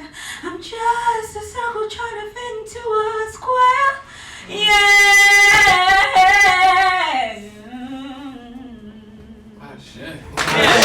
Come on, man.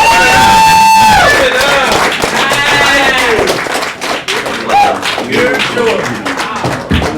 We got so much talent in our community, I can't believe it. Can you let me touch the sky? Talk to God. Chop it up about the game plan, water the wine. But the dirt made a made man. Funny how I climbed up the box I was made in. Sweeter than them cookies left for Santa. Lost in the streets, feeling abandoned. Fell to my knees, left me standing. Every action got a cause, it ain't random. How I grow from the inside, how many times I rise. Men lie, women lie, ain't it? Jumped out the water dry, had to stop thinking. Running with my thoughts like a high speed. Sorrows of defeat left behind me. Getting to the root of the thing, had to find me. Grew like a tree, baby, come climb me. I ain't had to fill the position, it assigned me. Think about the, and I ain't thinking about the rhyme. Wake up every morning and you feeling like you done. I ain't gonna only be the done, I ain't even trying. Touch with the monster in me, just cross the line. Destined for the greatest, I ain't even pick a side. Lights flashing off in my eye. Lane paused up and saying you arrived. Over all the states and cities, I feel arrived. They can feel my soul when I'm creeping. Night to remember, slick Rick on the chain, crown shining, looking decent. Sharp ain't no dirt on my name, couldn't crease it. When it all falls, make room for better pieces. Legion of my own for my heart when I'm speaking. We increasing, stuck in the moment, how the love don't feel the same. Bringing things to light, now everything different. Hope you catch what I'm serving like I'm pitching. Food for your soul, had a heat up in your kitchen. Quick with all the tools, you'd be a fool if you missed it. You can hold the keys, but make sure you know the mission. Best to ever do it. Raging cause I keep breaking my leg. Roll the richest, gotta move your feet to get ahead. Sleeping on achievement like a mattress. So far gone, but thinking to the things that I'm attracting. Ain't no acting for the role I'm depicting. Story of a giant never ending. It's never ending.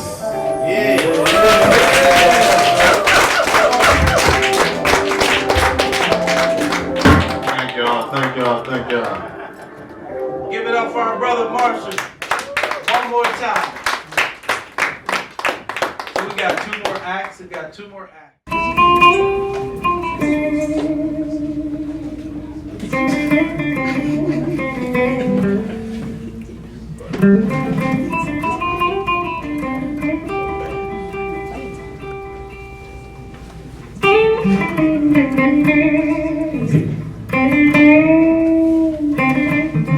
All right then.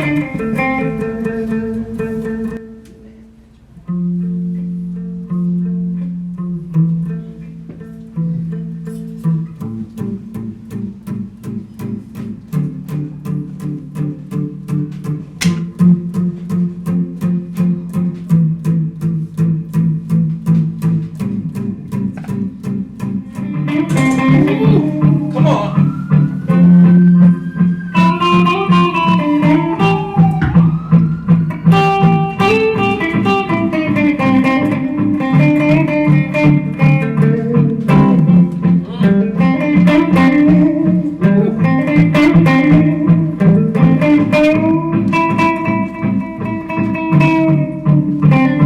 Keep on dreaming, face to the stars. I'm getting high. Come on. I'm going far. Let's go. Keep on dreaming, face to the clouds. I'm getting high now. I'm never coming down. Yeah. So my father had to give up on the dream because of me. I ain't never tell him to dream and follow destinies. My mother tells me not to worry, not to reminisce. Tells me keep on dreaming, then just follows with the purple one is why I never pay it any mind. But the time that something heard could be writing on my rhymes. The pen will write itself, guitars won't stay in tune. I'm staying isolated, go find me in my room. I'm going into December, but going until June. I'm working so much harder, I'm so sick of plastic spoons. I want it like it wanna see my name inside the loon. An assassin for this passion, I'm killing them will soon. Keep dreaming, face to the stars.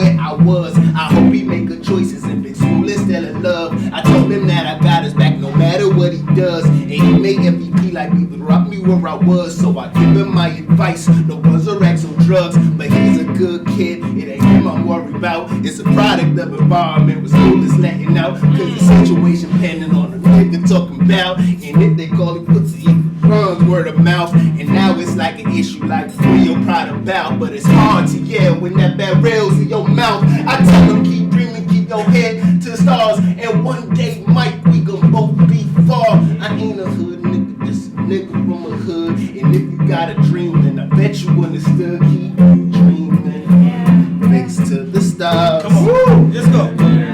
It hot now. Come on. I'm going far. Yes.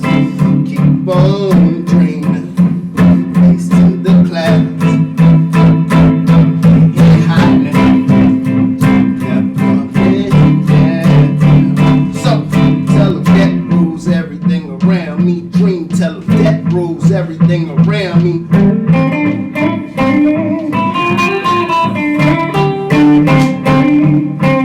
That rules everything around me. Dream, tell them that rules everything around me.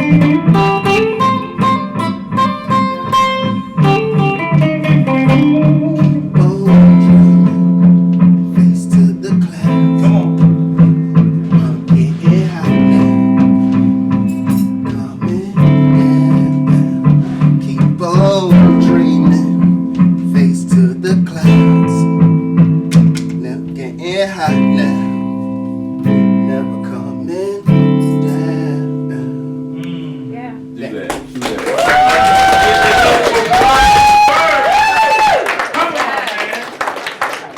That's Black Boy Joy right there. All right, family, we got one more. We got K-Von. You ready, Black Man? Come on, man. Come on, Black Man. Give it up for K-Von. Bringing us home. Alright. Anybody ever seen Forrest Gump before? Yeah. When his mother said life is like a box of chocolates. Come on. So to me, life is like a box of fortune cookies. Mm. You never know what you're gonna get.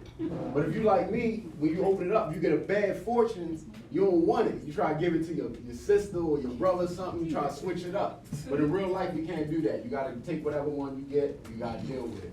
So this is my song, Fortune Cookies. Your life is like a box of fortune cookies. Son, every day you wake up just to crack open a new one. Only to read what's written. Life's a game, play your position. Might seem impossible, but it's still your mission. Might be new to your ear, but hear this, I ain't no rookie. I done cracked open mad cookies. And every cookie crack is one day closer to death, man. But I'ma keep cracking till there ain't nothing left, man. You should beware of the bridges you burn. What you put out gets returned. Planet Caravan, I'm the terror man. Dark thoughts sit on my brain and barrel in. Frustrated and closed in, confined to the streets to be more Maryland. My decisions took a toll on me, and my bad choices got a hold on me. Man, I've been stuck for so long, I got mold in me. Comfort in the grave, whole world about to close on me. Where am I? Go the brick house, but I top it. My girl face looking like one. When you gonna stop this shit? Then she start to cry, and her tears I kiss her. We're trying to break these shackles of addiction. Listen. Your life is like a box of fortune cookies. Son, every day you wake up just to crack open a new one. Only to read what's written like a game, play your position. Might seem impossible, but it's still your mission.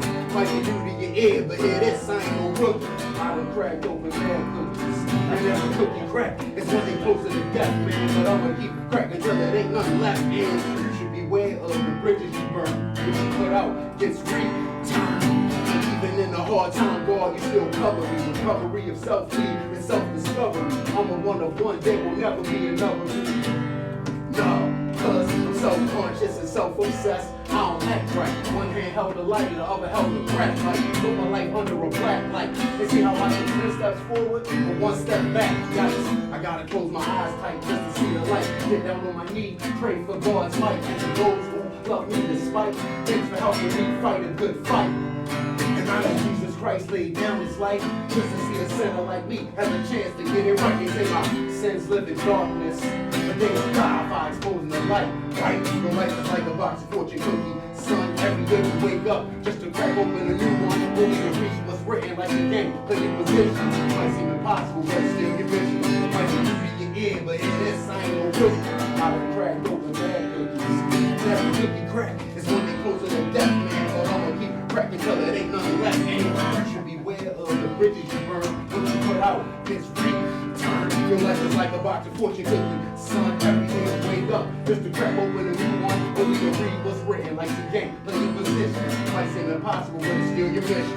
Might be new to your ear, but hear this, I ain't no rookie. I can crack open bad cookies.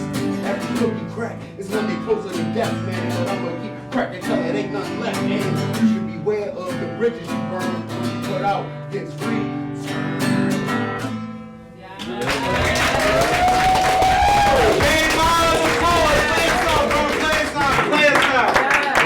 So we want to give special thanks again, Dr. Genesis Winkler and the T9 Wellness Center family. Also, K-Love the poet, Brother Kawan, KB? Yep. KB Rose, Brother Marshall, and Brian Furr. Thank you all for performing. We enjoyed it all. Follow us on Instagram and all social media. We will be back next month. Stay tuned. We're gonna do something every second and fourth Saturday, our community university series, and we also want to thank y'all. That's so right. Give yourself a round of applause. Again, the second and the fourth Saturday. The second and fourth Saturday, community university. We're back in here. See y'all next month. Yeah, give Instagram too. Yeah. Thank you.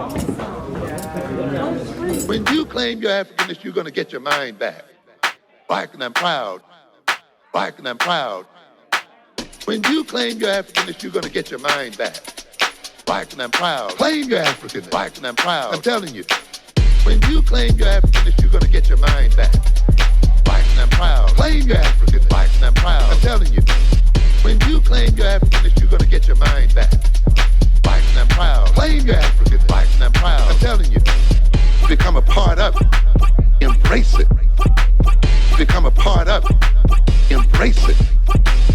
Become a part of it. Embrace it. Become a part of it. Embrace it. When you claim your Africanness, you're going to get your mind back. Black and I'm proud. Claim your Africanness. Black and I'm proud. I'm telling you. When you claim your Africanness, you're going to get your mind back. Black and I'm proud. Claim your Africanness. Black and I'm proud. I'm telling you.